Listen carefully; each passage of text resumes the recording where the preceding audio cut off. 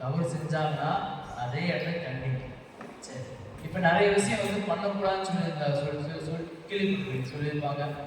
அதில் எப்படி ஆல்டர்னேட்டிவ் பண்ணலாம், எப்படி கம்மியான விலையில் அதுக்கு பதிலாக நல்ல பொருட்கள் பயன்படுத்தலாம். போஸ்டாக என்ன பார்க்க போகிறோம், லைசன்ஸாக சொல்லிட்டாரு மேக்ஸிமம். அதுக்கப்புறம் ஃபுட் சேஃப்டி அசார்ட்ஸ், உணவு பாதுகாப்பு அபாயங்கள், என்னென்ன பிரச்சனைகள் வரும் அதை எப்படி நம்ம பார்க்கணும். எல்லாருக்கும் காமனாக வரும். இப்போ இதெல்லாம் டிஷர்ட்ஸ், பேக்கரி, ஹோட்டல்ஸ், வேற யாரும் வச்சுருக்கீங்களா? பழக்கடை, ஜூஸ் கடை, இதை தவிர எதாவது வச்சுருக்கீங்களா? வடகடை. ஓகே, எல்லாமே சேர்ந்து டாபிக் கவர் பண்ணிடுவோம். அதுக்கப்புறம் பிளாஸ்டிக்ஸ் பற்றி, என்னென்ன பிளாஸ்டிக் பயன்படுத்தலாம், எது பயன்படுத்தக்கூடாது. பிளாஸ்டிக்ஸ்லேயும் சில வகைகள் இருக்குது, அந்த இதையும் பார்த்தலாம். அதே மாதிரி பேப்பர்ஸ், நியூஸ் பேப்பர்ஸ் பற்றி பார்த்தலாம். அதுக்கப்புறம் லேபிளிங் பற்றி பார்க்கலாம். சரிங்களா? ஓகே, இப்போ இந்த ட்ரைனிங் பேர் அது போஸ்டா, food safety training and certification. இது எப்படி சார் வந்து எடுக்கிறது, இது வந்து இதனால் எனக்கு என்ன பயன் அப்படின்னா, யாசா கொடுக்குறா அப்படின்னா சென்ட்ரல் கவர்மெண்ட்டில் என்ன பண்ணுறாங்க, இந்த சர்டிஃபிகேட்டை ஜென்ரேட் பண்ணி கொடுக்குறாங்க.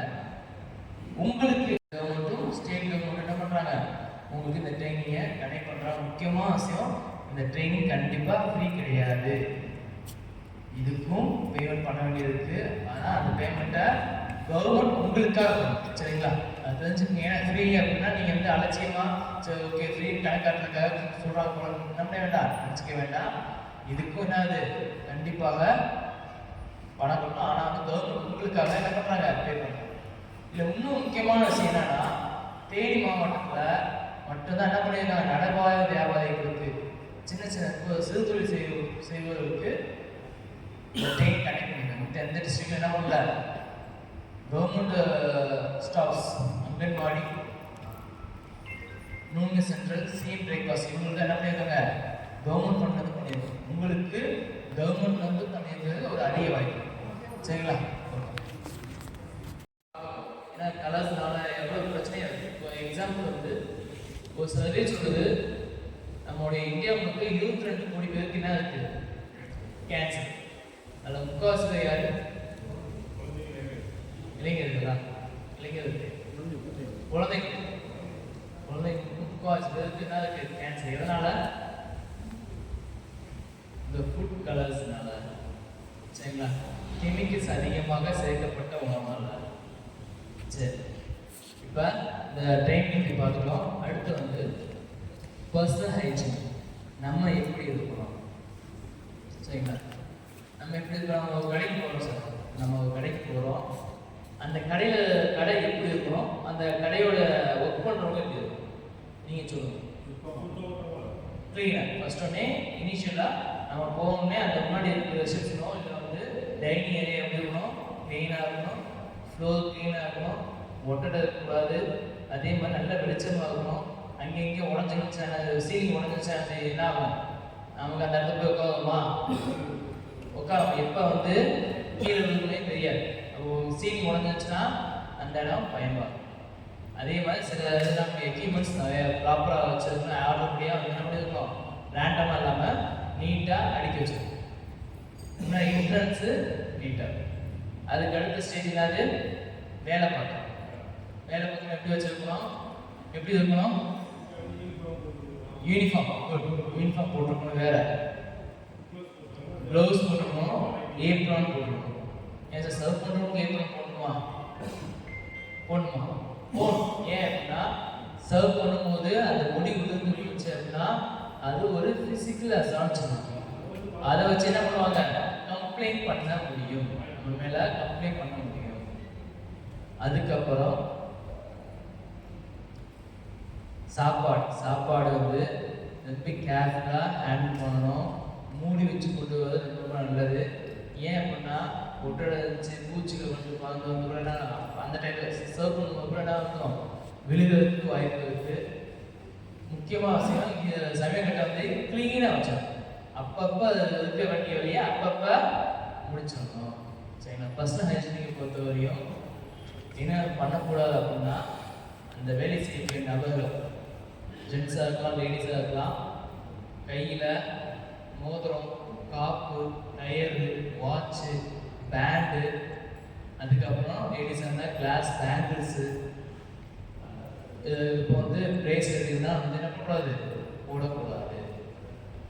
அதே மாதிரி ஜென்ஸ் லுங்கியோ இல்லை வந்து பேக் பாக்கெட் சட்டை இல்லாமோ இருக்கக்கூடாது. ஏன்னா அது வந்து உள்ளவங்களுக்கு வாய்ப்பு. பேண்ட் போட்டுக்கலாம், இல்லை ட்ராக் போட்டுக்கலாம், இல்லைனா வந்து பனியன் போட்டுக்கலாம். ஆனால் என்ன பண்ணக்கூடாது, சட்டை இல்லாமையோ இல்லை வந்து லுங்கி போட்டு என்ன பண்ணக்கூடாது, வேலை பார்க்கணும். அதே மாதிரி சமைக்கக்கூடிய இடத்துல வந்து செய்யக்கூடிய இடத்துல வந்து ஸ்மோக் பண்ணுறது, எச்சு துப்புறது, இந்த சூவிங்கம் பண்ணுறது, சாப்பிட்டுட்டே வேலை பார்க்குறது, நகத்தை கடிச்சு துப்புறது, இந்த மாதிரி வேலைகளும் செய்யக்கூடாது. ஏன் சார் செய்யும்போது அந்த அன்ஹைஜீனிக் நேரத்தை கடிச்சு துப்புறீங்க, அது செவிக்குமா, அது சாப்பாடு வந்துச்சு அப்படின்னா அது ஒரு பிரச்சனை கொண்டு வரும். சரிங்களா, அதுவும் பண்ணக்கூடாது. அதே இடத்துல எச்சு துப்புறது பண்ணக்கூடாது. சரிங்களா. அதுக்கப்புறம் பர்ஃப்யூம், லேடிஸாக இருந்தால் பூ வச்சுட்டு வரக்கூடாது. அதே மாதிரி பர்ஃப்யூம் அடிக்கக்கூடாது. ஏன் அப்படின்னா பூவுக்கும் மனம் இல்லையா, பூ இதழில் வந்து சாப்பாடு கொண்டு வச்சிருந்தா அதோட டேஸ்ட்டையும் அதோட குணத்தையும் மாற்றிடும். அதே மாதிரி பர்ஃப்யூம் வந்து அதில் ஆல்கோஹால் கண்டென்ட் இருக்கும்.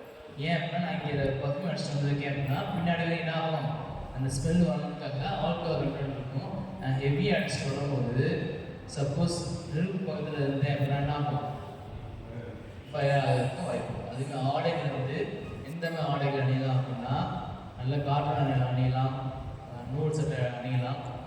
எந்தெந்த ஆடைகள் அணியக்கூடாது, எந்தெந்த ஆடைகள் அணிய வாய்ஸ் கேட்குங்களா, எந்தெந்த ஆடைகள் அணியக்கூடாது அப்படின்னா ஸ்டோன் வச்சது, கண்ணாடி தூள்கள் பதித்த ஆடைகள், சரிங்களா, ஜிகினா வச்ச ஆடைகள், நைலான் ஆடைகள் வந்து அணியக்கூடாது. ஏன் சார் அப்படின்னா இதுனா உதிர்ந்து அதோட கற்கள்லாம் கண்ணாடி பீஸ்லாம் உதிர்ந்து சாப்பாடு விடுவதற்கு வாய்ப்புகள் அதிகமாக, சரிங்களா.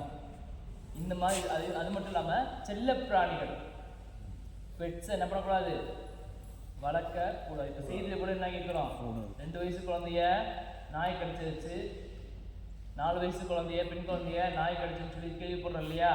அப்படி இப்போ நியூஸ் வந்துச்சு அப்படின்னா கண்டிப்பாக முறையில் பண்ணுவாங்க, டேரெக்டாக உங்கள் கடை மீது ஆக்ஷன் எடுக்கலாம். சரிங்களா. செல்ல பிராணிகளை வளர்க்கக்கூடாது. அது மட்டும் இல்லை அதோட ரோமங்கள் சாப்பாடு விழுந்துச்சு அப்படின்னா என்ன ஆகும், அந்த பிரச்சனை வரும்.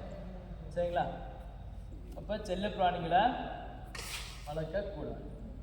அதுக்கடுத்து வந்து பார்க்கும்போது ஃபிசிக்கல் அது அசாட்ஸ், அபாயங்கள், உணவு பாதுகாப்பு அபாயங்கள்.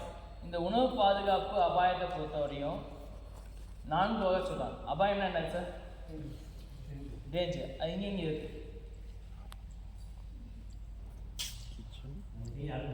அடுப்பில் இருக்குது, வேறு டே டு லைஃப்பில் நம்ம வெளியில் போகும்போது கூட இருக்குமே, கரண்டில் டிவியில் இருக்கு இல்லையா, இது ஒரு டிரான்ஸ்ஃபார்மர். இப்போ அந்த டிரான்ஸ்ஃபார்மர் நம்ம சொல்லலாமா, தொட்டு பார்த்தா என்ன ஆகும் சார், இது பெரிய அளவில் பாதிப்பு ஏற்படும், பெரிய அளவில் பாதிப்பு ஏற்படும். அதே மாதிரி தான் இந்த உணவு பாதுகாப்புலையும் சில அபாயங்கள் இருக்குது. அதை நம்ம செய்யும்போதோ தொடும்போதோ நமக்கு மிகப்பெரிய ஆபத்து வரும். சரிங்களா. அது 4 வகை சொன்னோம் இல்லையா. ஒன்று வந்து இயற்பியல் அபாயம், 2வது ரசாயன அபாயம், 3வது உயிரியல் அபாயம், 4வது அலர்ஜன்ஸ் ஒவ்வாமை சொல்லுவாங்க. 4 ரொம்ப ரொம்ப டேஞ்சரான விஷயம். இந்த 4 பொறுத்தவரையும் நம்ம அன்றாட டெய்லி செய்யக்கூடிய வேலை, சரிங்களா. அது என்ன பார்த்தோம். ஃபஸ்ட்டு வந்து இயற்பியல் அபாயம். நாம் உண்ணக்கூடிய உணவில் உண்ணத்தகாத பொருள் இருப்பது. நம்ம சாப்பிட்ற சாப்பாட்டில் சாப்பிடக்கூடாத பொருள் இருந்துச்சுன்னா அது என்ன சொல்கிறாங்க, இயற்பியல் அபாயம் சொல்கிறாங்க. எக்ஸாம்பிள் என்னது, முடி. அப்போ அது இயற்பியல் அபாயம், அதுவும் அபாயம் இல்லையா. வேற முடி சொல்லிட்டோம், வேற நெகமும் கடிச்சு துப்புனா அது என்ன சாலிடா இல்லையா, அது வந்து உணவு கிடையாது, அது சாலிடாக இருக்கும், அது சாப்பிட்டாலும் செரிக்காது, அது ரொம்ப பாதிப்பு உண்டாகும். அப்போ நெகம் என்னது அபாயம். வேற பீடி, சிகரெட் பட்ஸு அண்ட் ஜிகினா, வேற கேபின், சூப்பர் கேபின், ஊக்கு, பரவாயில்ல கரெக்டாக சொல்றீங்க. ரப்பர் பேண்ட் வேற, stapler pin, super stapler pin வேற, கலர் பொடி அது சாலிட் ஆகாது. கலர் பொடி அது கண்ணுக்கு தெரியும் இல்லையா? அது வந்து இப்போ வேற இதில் சொல்லுங்கள், கெமிக்கல் கேட்குறப்ப சொல்லுங்கள். வேற அவ்வளோதானா? சரி, கண்ணாடி பீசஸ், கண்ணாடி துகள்கள், plastic pieces, plastic paper, paper, ஊசி, குண்டூசி, பின்னு, ஸ்டாப்லர் பின்னு, சேஃப்டி பின்னு, அதுக்கப்புறம் கயிறு, குச்சி, நூல், சணல், சணல், அதுக்கப்புறம் ரப்பர் பேண்டு, நெகம், தீக்குச்சி. சம்டைம்ஸ் கஸ்டமருக்கு லக்கு இருந்துச்சுன்னா என்ன இருந்துச்சுன்னா அதிர்ஷ்டம் இருந்துச்சு அப்படின்னா மோதிரம் கிடைக்கும், பிரேஸ்லெட், செயின், அதுக்கப்புறம் காயின்ஸ் கிடைக்கும், பணம் கிடைக்கும். எப்படி சார் நம்ம எதாவது ஆஃபர் பண்ணணுமா? சந்தோஷப்படுவார், நம்ம பண்ணுவார் இல்லையா? சரி, எதுக்கு நம்ம விடணும்? இது எப்படி சொல்றேன் அப்படின்னா நம்முடைய அணிகலன்கள், அதாவது ஜுவல்ஸ் வந்து நம்ம மோதல் போட்டிருக்கோம், லூஸான அணிகலன்கள் போடும்போது அது கலண்ட வேலை பார்க்குற நேரத்தில் வந்து நம்மளே வந்து மறந்த வேலை பார்ப்போம். சரி, எந்த இது யோசிக்க மாட்டோம். வந்து லூஸான அணிகலன்கள் என்ன ஆயிரும், நம்ம அரிசி கழுவும் போதோ இல்லை வேலை செஞ்சுட்டு இருக்கும் போதோ கலண்ட அந்த உணவு வந்து வாய்ப்பு. பிரேஸ்லெட், செயின் போட்டிருந்தோம் அப்படின்னா வேலை செய்யும் போது அந்த எக்யூப்மெண்ட்ஸ் தட்டி கூட என்னலாம் அந்த செயினோ பிரேஸ்லெட் பிஞ்சு சாப்பாடு விடலாம். பர்ச்சேஸ் போயிட்டு வந்ததுக்கப்புறம் என்ன பண்ணுவோம், அந்த காயின்ஸை வந்து வச்சுக்கிட்டே வேலை பார்க்கும்போது அதுவும் மாந்தாப்புல அதில் விழுகிறதுக்கு வாய்ப்பு. அப்போ என்ன பண்ணணும், ஜாக்கிரதையா சரி, இந்த விஷயம் தான் வரக்கூடாது. சிம்பிளாக சொன்னால் சாப்பிட்ற சாப்பாடில் சாப்பிடக்கூடாது எந்த ஒரு பொருள் இருக்கக்கூடாது. அப்படி இருந்தால் அது மிகப்பெரிய பிரச்சனை. புரிஞ்சுக்கிட்டீங்களா? சரி, இதில் ஏதோ ஒரு டவுட் இருக்கா? இயற்பியல் அபாயம்.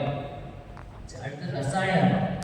இந்த ரசாயன அபாயத்தை பொறுத்தவரையும் நாம் உண்ணக்கூடிய உணவில் உண்ணத்தகாத பொருள் கலப்பு. என்ன செய்வது? கலப்பு.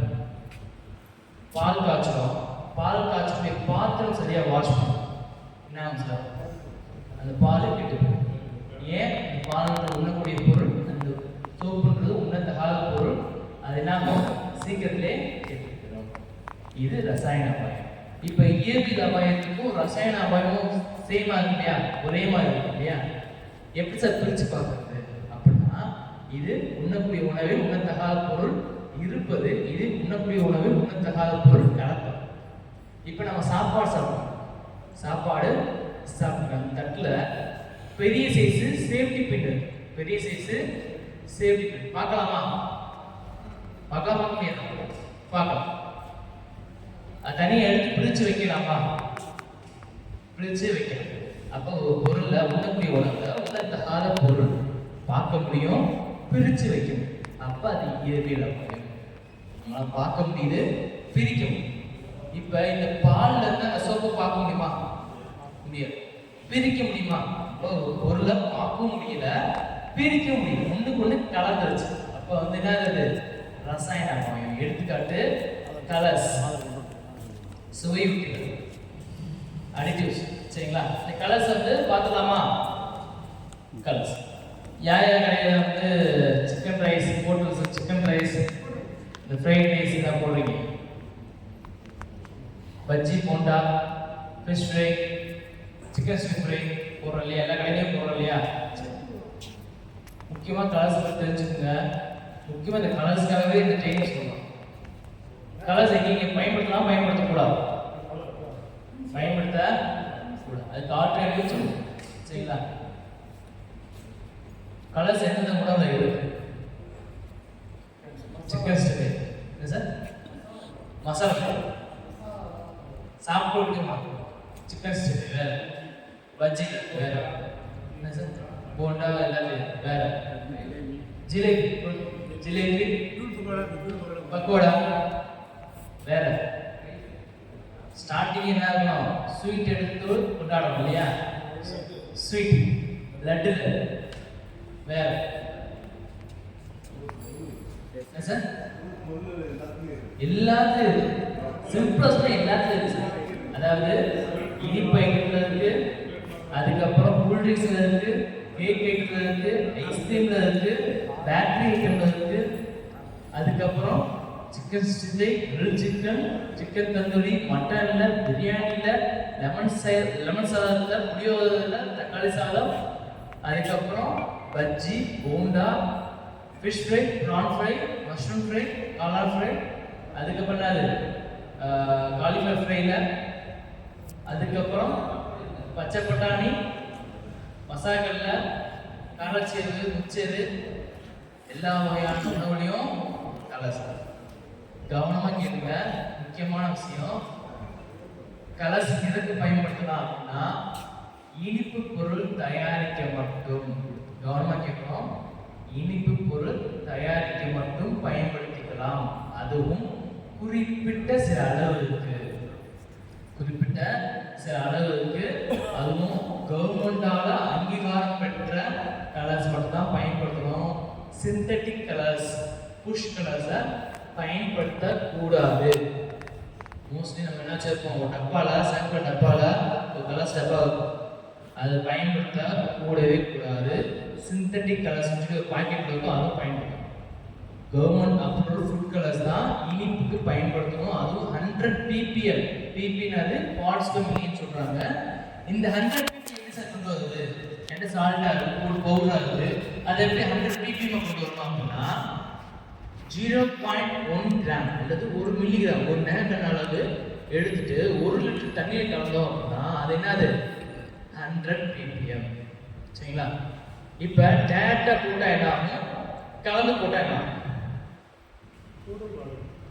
அதாவது ஒரு இடத்துல இருக்கும், ஒரு இடத்துல வந்து அதிகமாக இருக்கும், ஒரு இடத்துல கம்மியாக.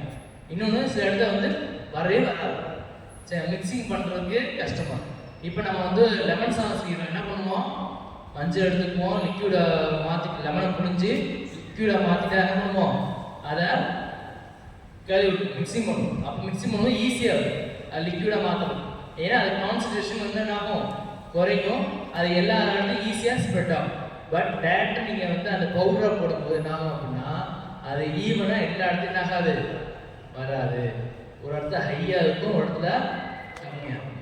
சரி சார், நான் இந்த உணவில் கலர்ஸ் கலந்துருக்கு, நான் எப்படி சார் கண்டுபிடிக்கிறது? வெறும் கண்ணால் எப்படி கண்டுபிடிக்கிறது அப்படின்னா, இல்லாட்டி என்ன colour sir? Light yellow. Light yellow. Jalebi என்ன கலர் சார்? ரெட்டு இல்லையா? லைட் ரெட்டு, லைட் ஆரஞ்சா. ரொம்ப டார்க்கா நல்ல சக்கச்சவே ரத்த கலர்ல என்ன ஆகக்கூடாது, ரெட்டு இருக்கக்கூடாது. சரிங்களா? அப்போ ரொம்ப டார்க்காக இருந்தால் ஈஸியாக கண்டுபிடிச்சிடலாம். அதில் கலர்ஸ் இருக்கு. சரி, இப்போ கலர்ஸ் எதை யூஸ் பண்ணலாம்? இனிப்பு. எதை யூஸ் பண்ணக்கூடாது?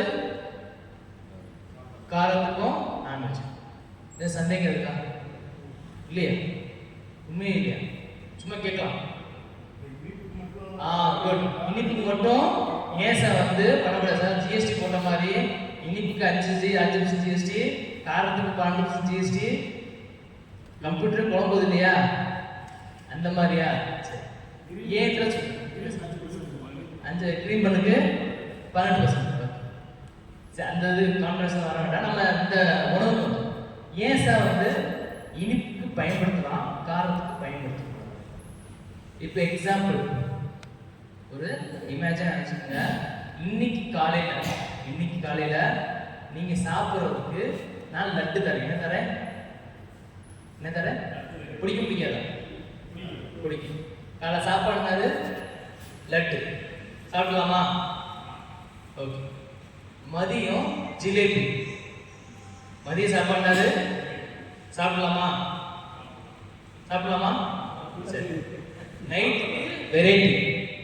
பால்கோவா, அது வேணாம் அப்படின்னா பால் அல்வா, அது வேணாம் அப்படின்னா பால் பேடா, அது வேணாம் அப்படின்னா குலோப் ஜாமுன், அது வேணாம் அப்படின்னா ரசகுல்லா, அது வேணாம் அப்படின்னா மைசூர் பாக், அது வேணாம் அப்படின்னா பாதுஷா. சாப்பிடலாமா? என்ன சார் வேணாமா? சாப்பிட முடியுமா? 3 வேளைக்கும் இனிப்பு சாப்பிட்டா நம்ம சாப்பிட முடியுமா? ஒரு வேளையே கஷ்டம். ஒரு வேளையே நம்ம இனிப்பு சாப்பிட்றது ரொம்ப கஷ்டம். எவ்வளவுதான் சந்தோஷமானது, அதாவது ஸ்வீட் எடுத்து கொண்டாடுறதோட ஸ்டார்டிங் வந்து நல்ல விஷயத்தை கொண்டாடணும், ஸ்வீட் எடுக்கணும் அப்படின்னு சொல்றத விட கொஞ்சம் தான் எடுக்கணும். அதுவும் ஒரு வேளையே அது மூணு வேலையும் நம்ம என்ன பண்ண முடியாது. என்ன சார் திகட்டு இல்லையா? அடுத்து வந்து ஒன்ஸ் நீங்க சாப்பிட்டீங்க அப்படின்னா அடுத்த வாட்டி என்ன ஆகாது, அதை நம்மளால சாப்பிட முடியாது. ஆமா. இப்ப இனிப்பை பார்ப்போம். காலையில இட்லி தோசை சாப்பிடலாமா? மதியம் சிக்கன் பிரியாணி இல்லை மட்டன் பிரியாணி இல்லை ஃபிஷ் பிரியாணி இல்லை ப்ரான் பிரியாணி இல்லை சிக்கன் கிரேவி இல்லை மட்டன் கிரேவி இல்லை ஃபிஷ் கிரேவி. சார் மாதம் புரட்டாசி மாதம் சனிக்கிழமை செவ்வாய் வெள்ளி நான் வந்து விரதம், நான் நான் பியூர் வச்சு நான்வெஜ் பிடிக்காது அப்படின்னா சாம்பார் சாதம், ரச சாதம், புளிக்குழம்பு, வத்தக்குழம்பு, காரக்குழம்பு, மோர் குழம்பு, தயிர், கூட்டு, பொரியல் சாப்பிடலாமா? ஏதாச்சும் நைட்டு சப்பாத்தி, பூரி, இட்லி, தோசை சாப்பிடலாமா? இப்போ நம்ம 2 விஷயம் பார்த்தோம் இல்லையா? 2 விஷயம் பார்த்தோம். ஒன்று வந்து இனிப்பு பார்த்தோம், இன்னும் காரம் பார்த்தோம். இதில் என்ன தெரிஞ்சுக்கிட்டீங்க? சாப்பிட முடியாது. சரிங்களா? இனிப்பு வந்து கொஞ்சம் தான் இருக்கு. அதுக்கு இப்போ ஒன்ஸ் நான் இனிப்பு சாப்பிட்டேன் அப்படின்னா ஒரு வாரத்துக்கு அந்த இனிப்பு வந்து யோசிப்பேனா? யோசிக்க மாட்டேன். காரத்தை எடுத்துட்டோம்னா காலைல காரம் சாப்பிட்றோம், மதியம் காரம் சாப்பிட்றோம், நைட் சாப்பிட்றோம். அடுத்த நாள் என்ன பண்ணுறோம்? திருப்பி காரம் சாப்பிட்றோம், மதியம் காரம் சாப்பிட்றோம், நைட்டு காரம் சாப்பிட்றோம். கண்டினியூஸாக என்ன பண்ணுறோம்? அந்த காரத்தையும் நான்வெஜ்ஜையும் நம்ம எடுத்துக்கணும் இல்லையா? இப்போ கலர்ஸ் கலந்த உணவை நம்ம சாப்பிடும்போது ஒரு பிஞ்ச் கலர்ஸ் எடுத்துங்க, தண்ணியில் போட்டு ஒரு வாழை தண்ணி போட்டு என்ன ஆகும்? அந்த வாலி ஃபுல்லாகவே அந்த கலர்லாம் மாறும். அப்போ கலர்ஸ் கலந்த உணவை சாப்பிடும்போது என்ன ஆகுது? அந்த உணவு அந்த கலர்ஸ் வந்து நம்ம வயிற்றில் போய் என்ன ஒட்டி குடல போய் ஒட்டிக்கணும். அது என்ன ஆகும்? டைஜஷன். எந்த ஒரு பொருளும் செரிமானம் ஆயிடுச்சுன்னா பிரச்சனையே இல்லை. செரிமானம் ஆகாட்டினா தான் அங்கே என்ன ஆகுது? பிரச்சனையே வரும். அப்போ அந்த கலர்ஸ் போய் நம்ம வயிற்றில் போய் ஒட்டிக்கணும். கண்டிப்பாக இனிப்பாக இருந்துச்சுன்னா ஒன் வீக் நீங்கள் அடுத்து சாப்பிட மாட்டீங்க. ஆட்டோமேட்டிக்கலாக ஓரளவுக்கு டைஜஷன் ஆகிடும். 1 வீக் ஆகும். அந்த கலர்ஸ் வந்து கரையிறதுக்கு 1 வீக் கிட்ட ஆகும். அப்போ என்ன ஆகுது? இனிப்புக்கு பிரச்சனை இல்லை, ஆட்டோமேட்டிக்காக ஓரளவுக்கு என்ன ஆகுது? கரைஞ்சிடும். ஆனால் காரத்தை பொறுத்த வரையும் காலைல சாப்பிட்றீங்க, மதியம் சாப்பிட்றீங்க, நைட் சாப்பிட்றீங்க, 3 வேளையும் சாப்பிட்றாங்க. அந்த கலர்ஸ் போய் என்ன ஆகுது? போய் ஆட் ஆகி அந்த கலர்ஸ் வந்து ஒரு கட்டியாக மாறுது, கட்டி ஒரு புண்ணாக மாறுது, புண்ணு ஒரு அல்சராக மாறுது, அல்சரு கேன்சர். சரிங்களா? ஏன் கேன்சர் வந்து புரிஞ்சுக்கிட்டீங்களா? அப்போ நான்வெஜ்ஜோ காரமோ பயன்படுத்தினா என்ன வருது? கண்டிப்பாக கேன்சர் வரும். இனிப்புக்கு டைம் இருக்கிறனால ஈஸியாக டைஜஷன் ஆகிறது. அதனால் அதுக்கு பயன்படுத்தினா அதுவும் குறிப்பிட்ட அளவு மற்றும் என்ன பண்ணணும்? கவர்மெண்ட் அப்ரூவ் பெற்ற கலர்ஸாக இருக்கணும். புஷ் கலர்ஸோ சிந்தட்டிக் கலர்ஸோ பயன்படுத்தக்கூடாது. சரிங்களா? இப்போ அடுத்த விஷயம் என்னன்னா கேசரி. கேசரியில் கலர்ஸ் கலக்கலாமா? கூடாது. கலக்கலாம், ஆனால் கலக்கக்கூடாது. லைட்டாக கலக்கலாம் இல்லையா? அது இனிப்பா இனிப்பியா? இல்லை உப்பான்னுவாங்களா? சரி, லைட்டாக கலக்கலாமா? சரி. ஏன் சார் கேசரி நம்ம வந்து சொல்கிறோம்? இனிப்புனா கேசரி ஃபஸ்ட் சொல்றோம். ஏன்? இல்லை இனிப்பு அப்படின்னாலே ஃபர்ஸ்ட் நம்ம ஞாபகம் வந்தது கேசரி. ஏன்? கலர்ஃபுல்லாக இருக்குது. வேற மற்ற கலரும் கலர்ஸ், மற்ற ஸ்வீட்ஸும் கலர்ஃபுல்லாக இருக்கியா சார்? அதிகமாக காலைல சாப்பிட்றீங்க. ஏன் அது காலைல சாப்பிட்றாங்க? ஏன் லட்டு கூட வைக்கலாம்ல? இப்போ ஹோட்டலே எடுத்துக்கோங்களேன், நீங்கள் வந்து ஃபஸ்ட்டு வந்து கேசரி தான் அதிகம் வைக்கிறீங்க. ஏன்? இல்லை, ஏன் அந்த கேசரி கொடுக்குறாங்க? ஸ்வீட் எது கொடுப்பாங்க? வேற சாப்பிட சொல்றேன். ஏன் வந்து செய்யறாங்கன்னு சொல்றேன். என்ன சார்? இல்ல சார், ஏன் அதுக்கு ஜீரணமாக ஐஸ்கிரீம் கொடுக்கலாம். என்ன சார்? ஓகே, ஸ்வீட்ஸ் ஓகே, அதுக்கு லட்டு கொடுக்கலாம்ல. ஏன்? குட். அது செய்யறது ஈஸியானது. அது செய்யறதுக்கு எவ்வளோ நேரம் ஆகும்? 10 நிமிஷம் போகும். அதுக்கப்புறம் நான் ஸ்வீட்ஸை சாப்பிட்றப்போ லட்டு செய்யலாம், ஜிலேபி செய்யலாம் இல்லையா? ஏன் கேசரி செய்யறீங்க? அதுக்கப்புறம் செய்யலாம். ஏன் அப்படின்னா அது லேட் ஆகும். இது சீக்கிரம். அது இல்லாமல் அதோட மூலப்பொருட்கள் என்னது ரொம்ப சீக்கிரம் கிடைக்கும். ஃபார் எக்ஸாம்பிளுக்கு ஒரு கிளாஸ் ரவை எடுத்து நல்ல கடாயில் நெய் ஊற்றி என்ன பண்ணோம், நல்லா ரோஸ்ட் பண்ணி நல்ல கோல்டன் ப்ரௌன் கலரில் வர வைக்கணும்.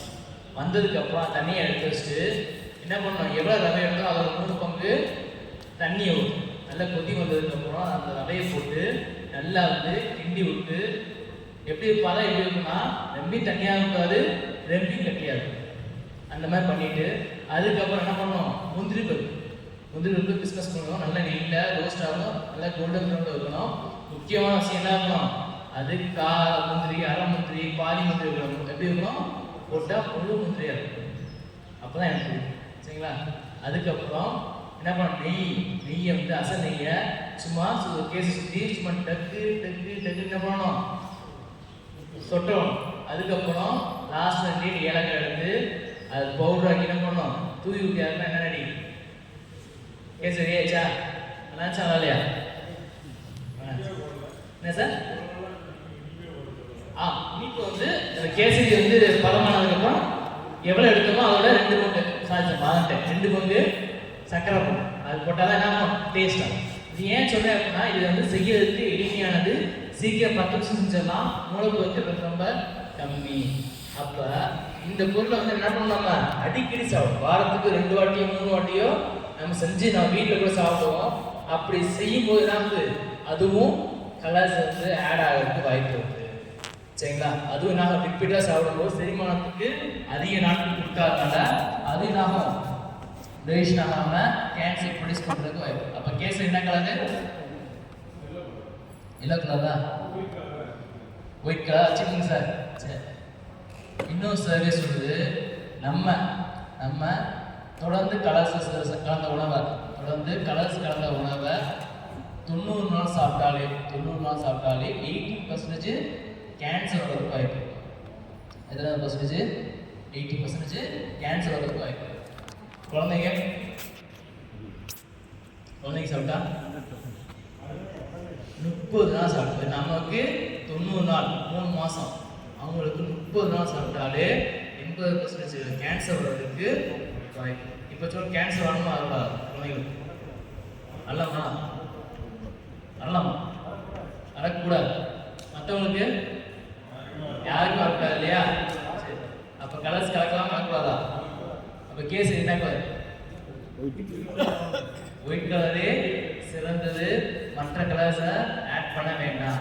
இல்லை முக்கியமான விஷயம் சார் சொன்ன மாதிரி பசங்க என்ன கேட்பாங்க, சின்ன பசங்க, பெரிய ஆளுகள் கேட்க மாட்டாங்க, சின்ன பசங்க என்ன கேட்பாங்க, இது ஃபர்ஸ்ட்டு உப்புமாவா, களியா, இல்லை பொங்கலா, இல்லை சேமியா. அப்போ நம்ம கூப்பிட்டு சொல்லலாம், அதோடைய என்ன பண்ணலாம், எடுத்து சொல்லி புரிய வைக்கலாம், இல்லை பேரண்ட்ஸ் சொல்லி புரிய வைக்கலாம். இல்லை நம்ம வீட்டு குழந்தைங்களா இருந்தாங்கன்னா என்ன பண்ணலாம், ஒரு சத்தம் போட்டு கூட என்ன பண்ணலாம், பண்ண வைக்கலாம். ஏன் அப்படின்னா இப்போ இருக்க குழந்தைங்க என்ன பண்ணுறாங்க அப்படின்னா அதையும் சொல்லிடுது. நம்ம சின்ன வயசாக இருக்கும்போது நம்ம கேட்டால் என்ன பண்ண மாட்டாங்க, நம்ம வீட்டில் வாங்கி கொடுப்பாங்களா? கேட்டால் தான் கிடைச்சிருமா? கிடைக்குமா? கிடைக்காது. அதே மாதிரி நம்ம அப்பாவுக்கு அவர் சின்ன வயசாக இருக்கும், அவங்க அப்பா வாங்கி கொடுத்துருப்பாரா? வாங்கி கொடுத்துருப்போம். ஆனால் நம்ம மட்டும் என்ன பண்ணுவோம், நமக்கு கிடைக்காது நம்ம பசங்களுக்கு கிடைக்குன்னு சொல்லி என்ன பண்ணுவோம், கேட்டது எல்லாத்தையும் அப்படி வாங்கி கொடுத்துருவோம். ஏன்? பிள்ளைங்களோட பாசம் அதிகம். ஏன் அப்படின்னா அதுக்கு முக்கிய காரணம் என்ன அப்படின்னா, நம்ம அப்பாவுக்கு ஒரு 5-6 பேர் இருப்பாங்க, அவங்களுடைய அப்பாவுக்கு ஒரு 7-8 பேர் இருப்பாங்க, அவங்களுடைய அப்பாவுக்கு 10-15 பேர் இருப்பாங்க. அப்போ என்ன பண்ணுவாங்க, யாருக்கு தனிப்பட்ட முறையில் பாசம் வைக்க முடியாது. நமக்கு எது என்னது, ஒன்று கண்ணே கண்ணு சொல்லி கருப்பில் கொத்தமாக 2 இல்லை 1 பாசத்துக்குள்ள என்ன பண்ணிடுவோம், அவங்க காட்ட போகும்போது அவங்களுக்கு என்ன ஆகும்னா கேட்டது எல்லாத்தையும் நம்ம என்ன பண்ணிடுவோம், வாங்கி 3 வேணுமா வாங்கி கொடுத்து, பைக் வேணுமா அதை வாங்கி கொடுத்துருவோம். ஆனால் அது கண்டிப்பு கிடையாது. அதே மாதிரி அந்த குழந்தைகளுக்கு அட்ராக்ட் மேக்ஸிமம் கார்பரேட் கம்பெனி, பெரிய கம்பெனி, ஃபுட் ப்ராசஸிங் கம்பெனினா என்ன பண்ணுறாங்க அப்படின்னா, யார் டார்கெட் பண்ணுறாங்க, யார் டார்கெட் பண்ணுறாங்க தெரியுமா? குழந்தைங்க. அட்வர்டைஸ்மெண்ட்டை பார்த்தாலே தெரியும் உங்களுக்கு, மோஸ்ட்லி குழந்தைங்கள டார்கெட் பண்ணி தான் இருக்கும். அது மட்டும் இல்லாமல் 2 கலர்ஃபுல்லாக நல்ல டார்க் கலரில் என்ன பண்ணுவாங்க, சாக்லேட்ஸ் எல்லாமே இருந்துச்சா என்ன பண்ணுவாங்க, அது ஃபுல்லாக கலர்ஸ் பண்ணிதான். எந்த முதலே சொன்ன மாதிரி எப்படி ஈஸியாக கண்டுபிடிக்கன்னா நல்ல டார்க்கான கலர் தான் அது இருக்காது. நல்ல பொருள் எப்பயுமே லைட் கலர் தான் இருக்கும். தண்ணி இப்போ என்ன கலர் இருக்கும்? அதை பூசி போகலாம். லைட் இளஞ்சிவப்பு வந்துச்சா பரவாயில்ல. ரொம்ப டார்க் கலர் இருக்காங்கன்னா ஊசி போட்டு என்ன பண்ணுவாங்க, ஊசி போட்டு இல்லை வந்து சாயங்களை ஏற்றியோ கார்பரேட் கலர் வச்சு என்ன பழுக்க வைக்கிறது, சாயங்களை ஏற்றுறது பண்ணுவாங்க. அதுவும் கெடுதல் தான். சரிங்களா? அப்போ கலர்ஸை பயன்படுத்த கூடாது. அதுக்கு ஆல்டர்னேட்டிவ் என்ன சார் பண்ணணும்? சரி இல்லை சார் எங்கள் பிஸ்னஸ் பாதிக்கப்படுது, நான் சிக்கன் பே பண்ணுறேன், எனக்கு வந்து அந்த நல்ல சிக்கன் இல்லைன்னா எனக்கு பிஸ்னஸ் பாதிக்கப்படுது அப்படின்னா காஷ்மீர் சில்லி, ஒரிஜினல் காஷ்மீர் சில்லியை பயன்படுத்தலாம். சரிங்களா? இல்லை சார் எனக்கு இன்னும் கலர்ஸ் வேணும் அப்படின்னா நேச்சுரல் கலர்ஸ்லேருந்து எக்ஸ்ட்ராக்ட் பண்ணி எடுத்து பயன்படுத்தலாம். எக்ஸாம்பிள், பீட்ரூட் எடுத்து நல்லா சின்ஸெல்லாம் சாப்பிங் பண்ணிவிட்டு கட் பண்ணிவிட்டு அதை ட்ரை பண்ணிவிட்டு என்ன பண்ணலாம், நல்ல 2 நாள் வந்து ஒரு விதமான வெயிலில் ட்ரை பண்ணிவிட்டு நல்லா பவுடர் ஆக்கி போட்டிங்கன்னா நல்லா கலர்ஸ். சரிங்களா? அது 1 மாதத்துக்கு என்ன பண்ணிடலாம். என்ன சார், பீட்ரூட் வந்து இனிப்பு சுவை இருக்கும் சார், அது ஸ்மெல் வரும் சார் அப்படின்னா அது ட்ரை பண்ணும்போது என்ன ஆகுது, அதோட டேஸ்ட் போயிடும். பவுடராகவும் டேஸ்ட் ட்ரை பண்ணி பாருங்க, அது செட் ஆயிடுச்சுன்னா அது பயன்படுத்தும். காஷ்மீர் சில்லி வந்து காரம் இருக்காது. ஏன் அப்படின்னா அதோடைய மற்ற மிளகாவோட அது வந்து என்ன ரொம்ப டார்க் கலர், விதைகள் கம்மி, அதில் விதைகள் கம்மி, அதனால காரம் கம்மியாகும். காஷ்மீர் ஒரிஜினல் காஷ்மீர் சில்லியை இங்கே பயன்படுத்தலாம். மற்றபடி புஷ் கலர்ஸும் இருந்ததும் பயன்படுத்தக்கூடாது நான்வெஜ்ஜுக்கு. புரிஞ்சுக்கிட்டீங்களா? ஓகே. அடுத்து வந்து பயாலஜிக்கல் அசால்ட்ஸ். சரிங்களா? காலத்துக்கு கண்டிப்பாக கலர் செய்யக்கூடாது. எங்கே சொல்லிட்டோம் இல்லையா? ஏன் அப்படின்றது ஃப்ரீக்வெண்ட்டாக நம்ம யூஸ் பண்ணும்போது கண்டிப்பாக முறையில் அதை ஆட் ஆகி கேன்சர் ப்ரொடியூஸ் பண்ணும். அது மட்டும் இல்லாமல் அந்த கலர்ஸ் வந்து காரத்தை பயன்படுத்தும் போது அது ஒரு ரியாக்ஷன் ஆகும். இனிப்பில் ஆகாது, இந்த காரத்துக்கு கெமிக்கல் ரியாக்ஷன் ஆகும், பாய்சன் ஆகும் வாய்ப்பு. சரி, அடுத்து வந்து பயாலஜிக்கல் அசால்ட்ஸ். இங்கே யார் ஹோட்டல்ஸ் வச்சுருக்குது? எல்லாம் ஹோட்டல் தான் இல்லையா? பேக்கரி, தள்ளுவண்டி கடை, எல்லாம் டீ கடை எல்லாம் இருக்கு இல்லையா? சரி, இப்போ டீ கடை யார்? ஓகே. இப்போ நீங்கள் உங்கள் கடைக்கு ஒரு பால் சப்ளை பண்ணுறாங்க சார், நீங்கள் என்ன சார் செய்வீங்க? ஃபர்ஸ்ட் எடுத்து பாலை குவாலிட்டியாக பார்ப்போம். ஃபர்ஸ்ட் எடுத்துன்னு ஒரு பால் ஒரு கிளாஸ் வச்சுருப்பீங்களா? சாம்பிள். ஏன் தண்ணி கலந்துருக்காங்களா, என்ன வேலை என்ன பண்ணுவீங்க? சப்போஸ் அந்த பால் கலந்து போச்சுன்னா எடுத்து செக் பண்ணுறதுக்கு ஈஸி. கெட்டு போச்சுன்னா பயன்படுத்த. ஏன்னா வந்து எல்லா பாட்களுக்கும் ஒரே மாதிரி இருக்கும்னு சொல்ல முடியாது. ஒரு கேன் வந்துச்சு அப்படின்னா என்ன பண்ணி ஃபர்ஸ்ட் நீங்கள் செய்ய வேண்டிய வேலை அது கிளாஸில் எடுத்து பிடிச்சி வச்சுருவீங்க. சப்போஸ் ஏன்னா நீங்களே அது வந்து நேச்சுரல் செஞ்சுருவீங்க. நாளைக்கு பிரச்சனை வந்தால் எடுத்து காட்டுவீங்க எந்த கேன்லேருந்து வந்துச்சு எழுதிடும் இல்லையா? அந்த மாதிரி பண்ணணும். Biological assaults. இந்த பயாலஜிக்கல் அசால்ட்ஸை பொறுத்தவரை 2 வகை சொல்கிறாங்க. ஒன்று வந்து வேகமாக பாதிக்கும், ரொம்ப ஃபாஸ்ட்டாக வந்து அந்த இன்ஃபெக்ஷன் வரும். இன்னொன்று மெதுவாக பாதிக்கும், ரொம்ப வந்து ஸ்லோவாக தான் என்ன ஆகும், இன்ஃபெக்ஷன் ஆகும். இப்போ ஃபார் எக்ஸாம்பிள் நான் என்ன பண்ணுறேன், அசியா கஸ்டமராக உங்களுடைய கடைக்கு சாப்பிட வரேன். அசியா கஸ்டமராக உங்களுடைய கடைகளுக்கு நான் சாப்பிட வரேன். சாப்பிட்டு முடிச்சுட்டு நான் என்ன பண்ணுறேன், என் ஃபுட் பாய்சன் ஆயிடுச்சு அப்படின்னு நான் உங்களுக்கு இன்ஃபார்ம் பண்ணுறேன். நீங்கள் என்ன பண்ணுறீங்க? இந்த நிகழ்வு எல்லாரும் நடக்காமல் போகுமா?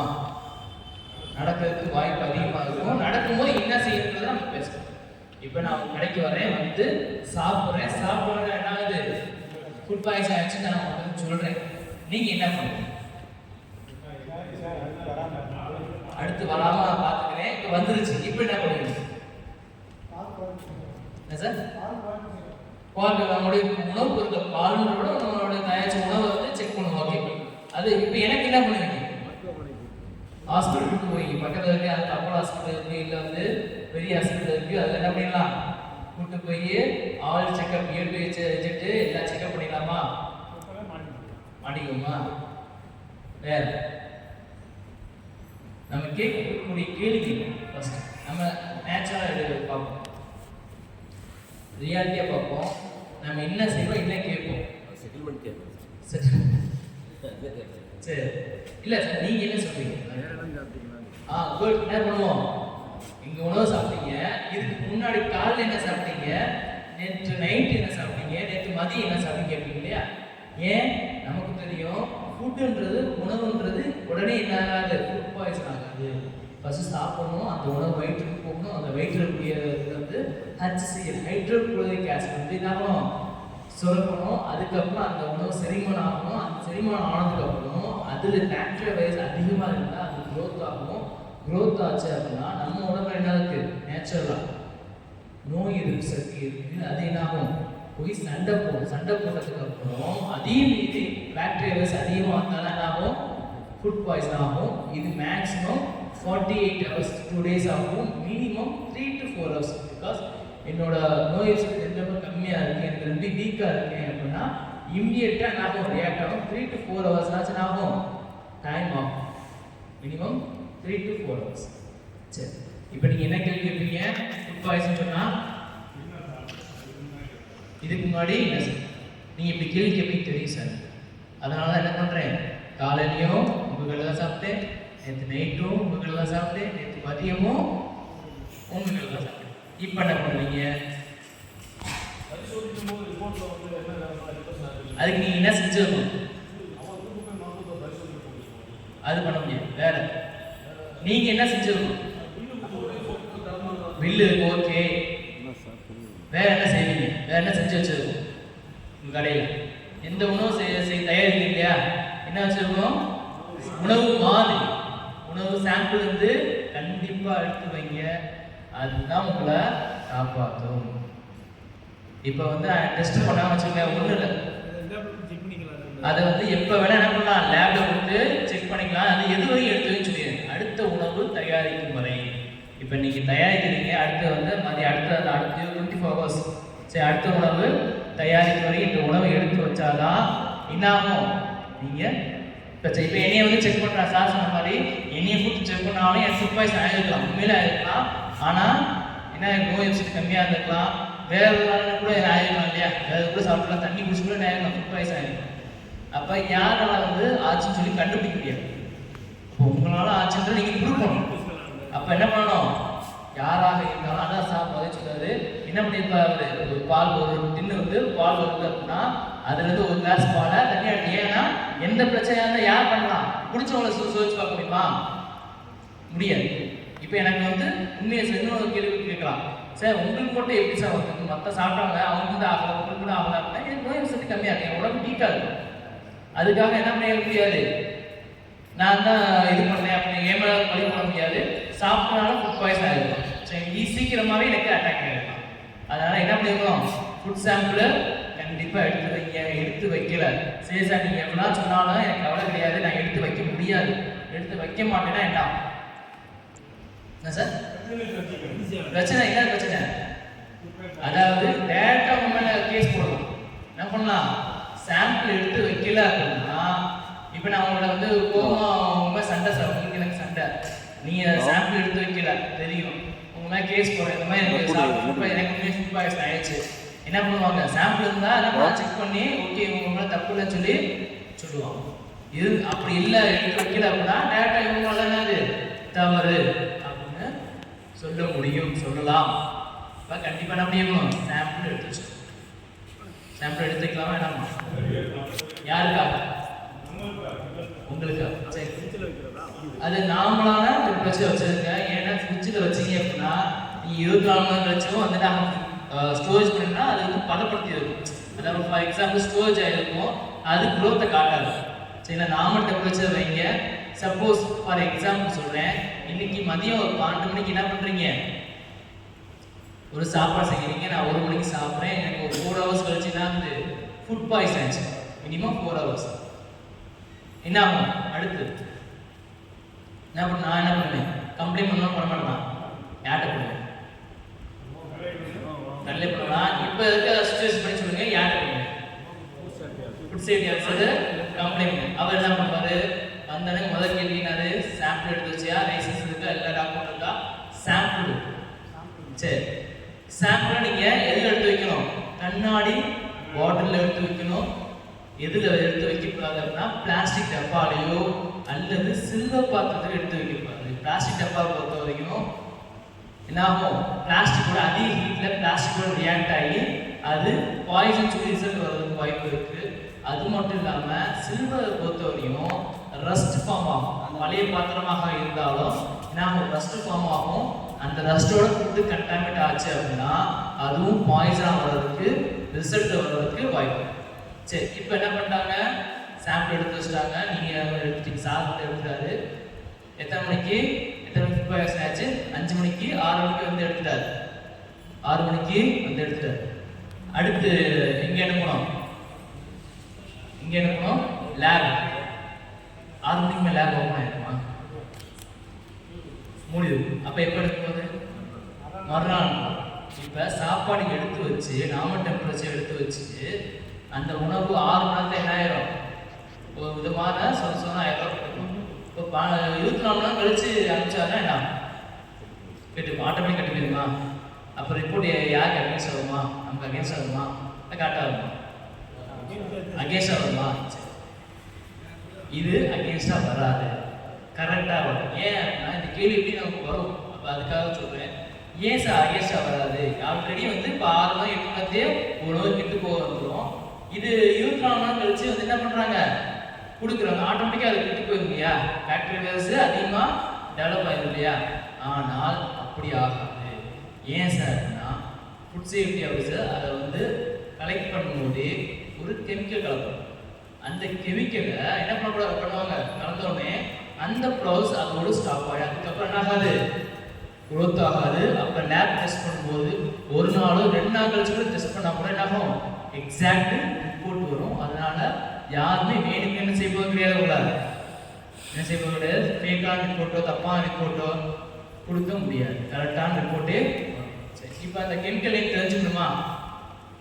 கண்டிப்பாக தெரிஞ்சுக்கணுமா? சொல்ல மாட்டேன். அடிச்சுக்கிட்டா கூட சொல்ல மாட்டேன். ஏன்ற சொல்லிடுறேன். ஏன் அப்படின்னா இப்படிதான் ஒரு ட்ரைனிங் என்ன பண்ணிட்டேன், அந்த கெமிக்கல் நேம் சொல்லிட்டேன், இந்த கெமிக்கல் தான் கலக்கலாம்னு சொல்லிட்டு ஒரு ட்ரைனிங். அப்போது நபர் வந்து கேள்வி கேட்டார். என்ன கேள்வி கேட்டாருன்னா, சார் இந்த சாம்பிளில் இந்த கெமிக்கலை டெய்லி கலக்கணுமா, இல்லை ஒரு நாள் விட்டு ஒரு நாள் கலக்கலாமா, இல்லை பெர்மனெண்ட்டாக கலந்தே வச்சுக்கலாம்? எனக்கு வந்து சோம்பேறி தானே சார், நான் வந்து என்ன பண்ண மாட்டேன், டெய்லி பெர்மனெண்ட்டாக அதை ஒரு லிக்விடை வாங்கி முக்கிய வச்சிடறேன். அப்போ சாதா கேஸு கொலை கேஸில் வந்து முடிஞ்சு.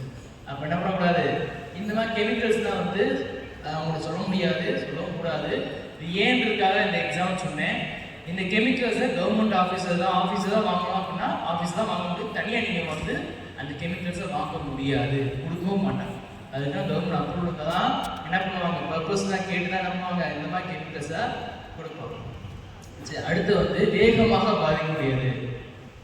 இந்த வேகமாக பாதிக்கக்கூடியது அப்படின்னு கேட்டிங்கன்னா, எக்ஸாம்பிள், நான் வந்து உங்கள் கடையில் வேலை பார்க்குறேன். நான் வந்து உங்களுடைய கடையில் வேலை பார்க்குறேன். எனக்கு காய்ச்சலோ கோல்டோ இல்லை, என்ன இருக்குது, கொரோனா இருக்குன்னு வச்சுக்கோங்க. கொரோனா பற்றி யாரும் தெரியாமல் இருக்குமா? இல்லையா? இப்போ நீங்கள் என்ன பண்ணுங்க, நான் உங்கள் கடையில் வேலை பார்க்குற லேபர், எனக்கு கொரோனா இருக்குது, காய்ச்சல் கோல்டு ஏதாவது கொரோனா வச்சுக்கோங்க. நீங்கள் என்ன பண்ணுங்க, நான் சேஃப்டியாக இருக்கேன் சார், நான் உங்ககிட்ட இருந்து ஒரு 10 அடி தள்ளி எடுக்கிறேன். அப்படியா? வேற சார், எனக்கு மாஸ்க் போட்டு நல்லா வந்து ஏப்ரல் க்ளவுஸ் போட்டுக்குங்க, என்கிட்ட மட்டும் ஒரு 6 அடி தள்ளி இருக்குங்க, 6 அடி தள்ளி இருக்குங்க, வேலையை பார்த்துங்க. அப்படியா சார்? லீவ் கொடுத்தலாம், லீவ் கொடுத்து இது பண்ணிடலாமா? சரி, 3 விஷயம் சொல்கிறேன். ஃபஸ்ட்டு அவங்கள ஃபுட்டு ஹேண்டில் பண்ணுறதுக்கு அலோவ் பண்ணுங்க. ஃபஸ்ட்டு ஃபுட்டு ஹேண்டில் பண்ணுறதுக்கு அலோவ் பண்ணுங்க. 2வது ஐசோலேஷன் பண்ணணும், தனிமைப்படுத்தணும், அவங்களோட தொடர்புக்கு யாரையும் உட்படுத்தக்கூடாது. 3வது டாக்டரை போய் கன்சல்ட் பண்ண சொல்லி. ஏன் அப்படின்னா நமக்கு தெரியாது உண்மையிலே அவங்களுக்கு கொரோனா வந்திருக்கா இல்லை வேறு நோய்களா, இல்லை புது விதமான நோய்களாம் தெரியாது. நம்ம வந்து இது நினச்சி நம்ம லீவ் கொடுப்போம். கடைசியில் வந்து ஒரு 15 நாள் லீவ் எடுத்துகிட்டு அடுத்த வரும்போது என்ன பண்ணுவாங்க, கொரோனா இல்லைன்னு சொல்லுவாங்க, வேறு நோயாக கூட இருக்குது. அப்போ நமக்கு தான் என்னாகும், அந்த டேஸ் அந்த வேலை வந்து பாதிக்கும். சரிங்களா?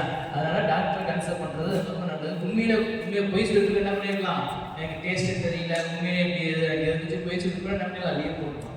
அதனால் டாக்டரை கன்சல்ட் பண்ணுறது ரொம்ப நல்லது. சரி இந்த நோய் வந்து என்ன ஆகும்? இப்போ நான் வந்து இந்த இடத்த தொட்டு போயிடுறேன், நீங்கள் வந்து தொடுறீங்க, என்ன ஆகும்? அந்த இடத்துல இல்லை, பரவ பரவாதா நோய்? பரவும். லேட்டாக பரவுமா? 2 நாள் ஆகுமா? உடனே அதாவது human to food, food to human வந்து ரொம்ப வேகமாக பரவும்.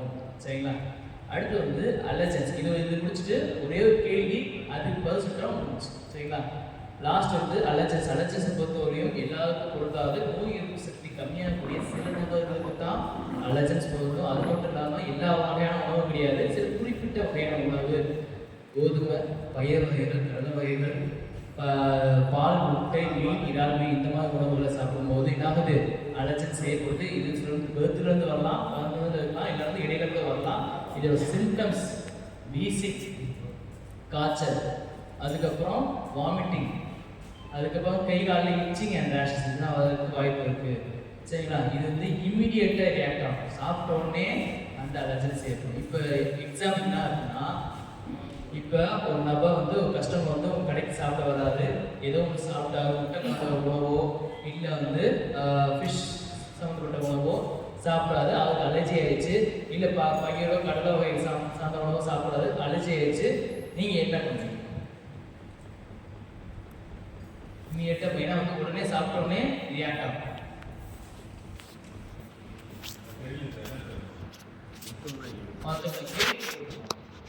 தயவு செஞ்சு ஃபர்ஸ்ட் எய்ட் பண்ண வேண்டாம். ஏன் அப்படின்னா இந்த அலர்ஜியை பொறுத்தவரை நமக்கு வந்து ஃபர்ஸ்ட் எய்ட் தெரியாது. 2வது விஷயம், பாட்டி வைத்தியம், நாட்டு வைத்தியம், கை வைத்தியம் பண்ண வேண்டாம். ஏன் அப்படின்னா எக்ஸாம்பிளுக்கு நம்ம என்ன பண்ணுவோம், கைக்கெலாம் தட்டு தொடுப்பா வருது சார், ரெட்டிஷாக ஆயிடுச்சு, டக்கு நம்ம யோசிக்கிறது ஆன்டிபயோட்டிக், இந்த மஞ்சள் தேய்ப்போம். சில பேருக்கு ஸ்கின் அலர்ஜி இருக்கும், அவங்களுக்கு மஞ்சள் ஒத்துக்கிறாது. அப்போ அது ஒன்றாகும், இன்க்ரீஸ் பண்ணணும். சில பேர் என்ன பண்ணுவாங்க, சரி இந்த டேப்லெட்ஸ் எனக்கு தெரியும், இந்த டேப்லெட்ஸ் நான் கொடுக்குறேன், இது அலர்ஜி குறைக்கும் அப்படின்னு சொல்லி கொடுத்துட்டோம் அப்படின்னா அதை வந்து என்ன ஆகும், அலர்ஜியை இன்க்ரீஸ் பண்ணணும், அதிகப்படுத்துறதுக்கு வாய்ப்பு. அப்போ இமீடியட்டாக டாக்டரை போய் கன்சல்ட் பண்ணுறது ரொம்ப நல்லது. நீங்களாம் எந்த ஒரு ஃபர்ஸ்ட் எய்டு செய்ய வேண்டாம். செஞ்சீங்கன்னா பெரிய அளவில் நமக்கு பாதிப்பு ஏற்படும். சரிங்களா? அதனால் ஃபர்ஸ்ட் எய்ட் செய்ய வேண்டாம். இப்போ கேள்வி என்ன அப்படின்னா, அதாவது இப்போ நீங்கள் எல்லா விஷயமும் தெரிஞ்சுக்கிட்டீங்க சார், இப்போ எல்லா விஷயமும் தெரிஞ்சுக்கிட்டீங்க. இப்போ என்ன பண்ணுறீங்க, உங்களுடைய கடையில் போய் லேபர்லாம் என்ன பண்ணுறீங்க, கிளியராக உட்கார வச்சு எக்ஸ்பிளைன் பண்ணிட்டீங்க, இது பண்ணணும், இது பண்ணக்கூடாது, பண்ணாலும் பிரச்சனையாகன்னு சொல்லி சொல்லிட்டீங்க. அவங்க என்ன கடையோட லேபர்ஸ் வந்து என்ன பண்ணுறாங்க, ஓகே எல்லாரும் தெரிஞ்சுக்கிட்டு அவங்களும் தெரிஞ்சுக்கிட்டாங்க. ஆனால் நீங்கள் ஒரு நாள் லீவ், இப்போ அந்த கடை லேபர்ஸ் இப்போ ஸ்கூலில் ஸ்டூடெண்ட் வந்து டீச்சர் லீவ் கூட என்ன பண்ணுவாங்க, ஆடுவாங்க, இன்னொன்று ஜாலியாக இருக்கும் இல்லையா. இப்போ ஓனர் இல்லைன்னா லேபர் என்ன பண்ணுவாங்க, ஜாலியாக இருக்கும் இல்லையா. இப்போ லேபர் என்ன பண்ணுறாங்க, சரி ஓனர் ஊருக்கு போயிட்டார், என்ன பண்ணுவோம், வாட்ச் கட்டுவோம், பேண்ட் கட்டுவோம், கிளாஸ் பேண்ட்ஸ் போடலாம், ஜிப்ஸுன்னு போடலாம். இப்போ என்ன ஆகுதுன்னா வாட்ச் பண்ணி இருக்காங்க, அந்த வாட்ச் அப்படியே கிளாஸ் உடஞ்சி சாப்பாடு வந்துச்சு, கீழே வந்து எடுத்துட்டாங்க, சாப்பாடு வந்து எடுக்கல, தெரியல. இப்போ என்ன ஆகும், அந்த உணவை சாப்பிடக்கூடிய அளவுக்கு அந்த கிளாஸ் போய் பாதிச்சு பிரச்சனையாயிடுச்சு, இஷ்யூ ஆயிடுச்சு. யாரும் ஃபுட் சேஃப்டி ஆஃபீஸர் வந்தாங்க, வந்து என்ன பண்ண என்கொயரி பண்ணி என்ன பண்ணுறாங்க, யார் தப்பு,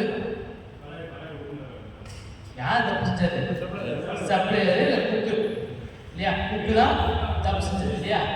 ஏன்னா நீங்கள் வந்து அன்றைக்கி இல்லை, நானே சொல்கிறேன், உண்மை தப்பு கிடையாது, உங்கள் மேலே தப்பு கிடையாது, 100% நீங்கள் கரெக்டாக நடந்துக்கிட்டீங்க, நீங்கள் அவங்க ப்ராப்பராக இன்ஃபார்ம் பண்ணிட்டீங்க. அவங்க என்ன பண்ணிட்டாங்க, அவங்க தான் தப்பு பண்ணிட்டாங்க, அவங்க தான் என்ன பண்ணிட்டாங்க, அந்த மாதிரி பிரச்சனை வந்துச்சு, அவங்க தான் முழு தப்பு. இப்போ கேஸ் ஃபைல் பண்ணணும் இல்லையா, இந்த கேஸை யார் மேலே ஃபைல் பண்ணுவாங்க, ஆப்ஷன் ஏ அந்த தவறு செய்த குக்கு மேல், ஆப்ஷன் பி குக்கு மேலேயும் ஓனர் மேலே, ஆப்ஷன் சி ஓனர் மேலே மட்டும்தான் sir. Option A, option A யார் சார், குக்கு மேலே மட்டும்தான், யாருமே இல்லையா. ஆப்ஷன் ஏ குக்கு மேலேயும் லேபிள், குக்கு மேலேயும் லேபிள் இல்லையா. ஆப்ஷன் பி இல்லையா, ஆப்ஷன் சி யார் எல்லாத்தையும் வா ரெண்டாவது ஆப்ஷன் ஏன்ற மட்டும் கேட்கணும் யாருமே இல்லை ஆப்ஷன் பி ஓகே ஒன்று ரெண்டு குட் ரெண்டு பேர் தானா இப்போ ரெண்டு பேர் கரெக்டாக சொல்லியிருக்கீங்க சரி ஆப்ஷன் சி ஆப்ஷன் கையை தூக்கா வந்து ஸ்பெஷல் கேள்வி சரி மோஸ்ட்லி சி தான் இல்லையா சி சொன்னவங்களுக்கு கிளாப் பண்ணிடலாம் கிளாப் பண்ணலாம் சரி ஏன் சி சொன்னீங்க அதான் பொருள் ஓகே வேற வேற சரி லைசன்ஸ் யார் பேர்ல இருக்கு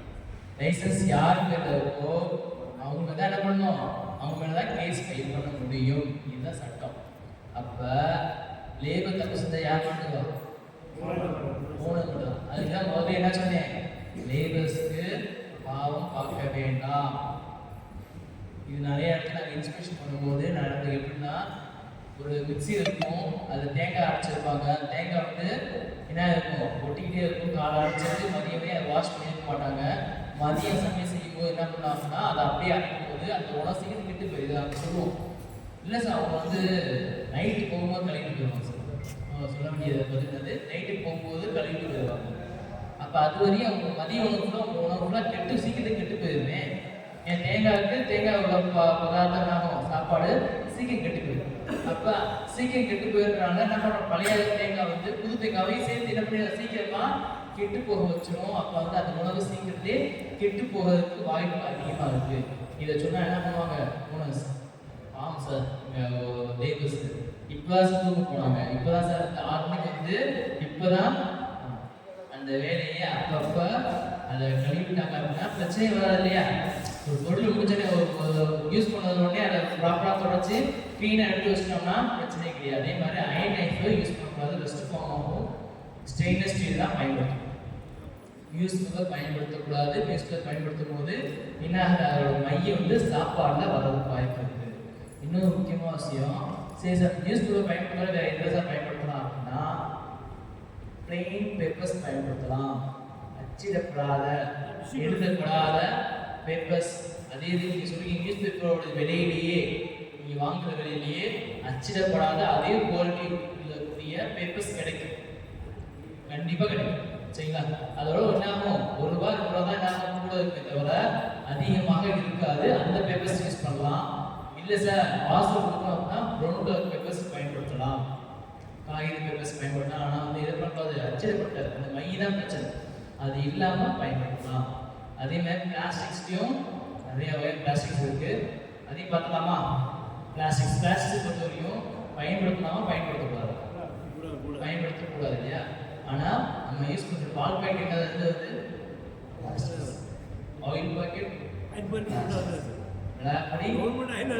கவர்மெண்ட் ஆயில் இல்லையா மிளகாப்பொடி பாக்கெட்டு பிளாஸ்டிக் பிஸ்கட் பாக்கெட்டு எல்லாத்துலேயும் பிளாஸ்டிக் இல்லையா ஆனால் பிளாஸ்டிக் பயன்படுத்த நம்ம மட்டும் நாங்கள் மட்டும் பயன்படுத்த மட்டும் எங்கள் மேலே 5000 2000 5000 ஃபைன் போடுறீங்க ஆனால் பெரிய பெரிய கடையெல்லாம் என்ன பண்ணுறாங்க பிளாஸ்டிக் பயன்படுத்துறாங்க பெரிய பெரிய கம்பெனிலாம் பயன்படுத்தாங்கன்னா கேட்க மாட்டீங்களா எப்படி கேட்க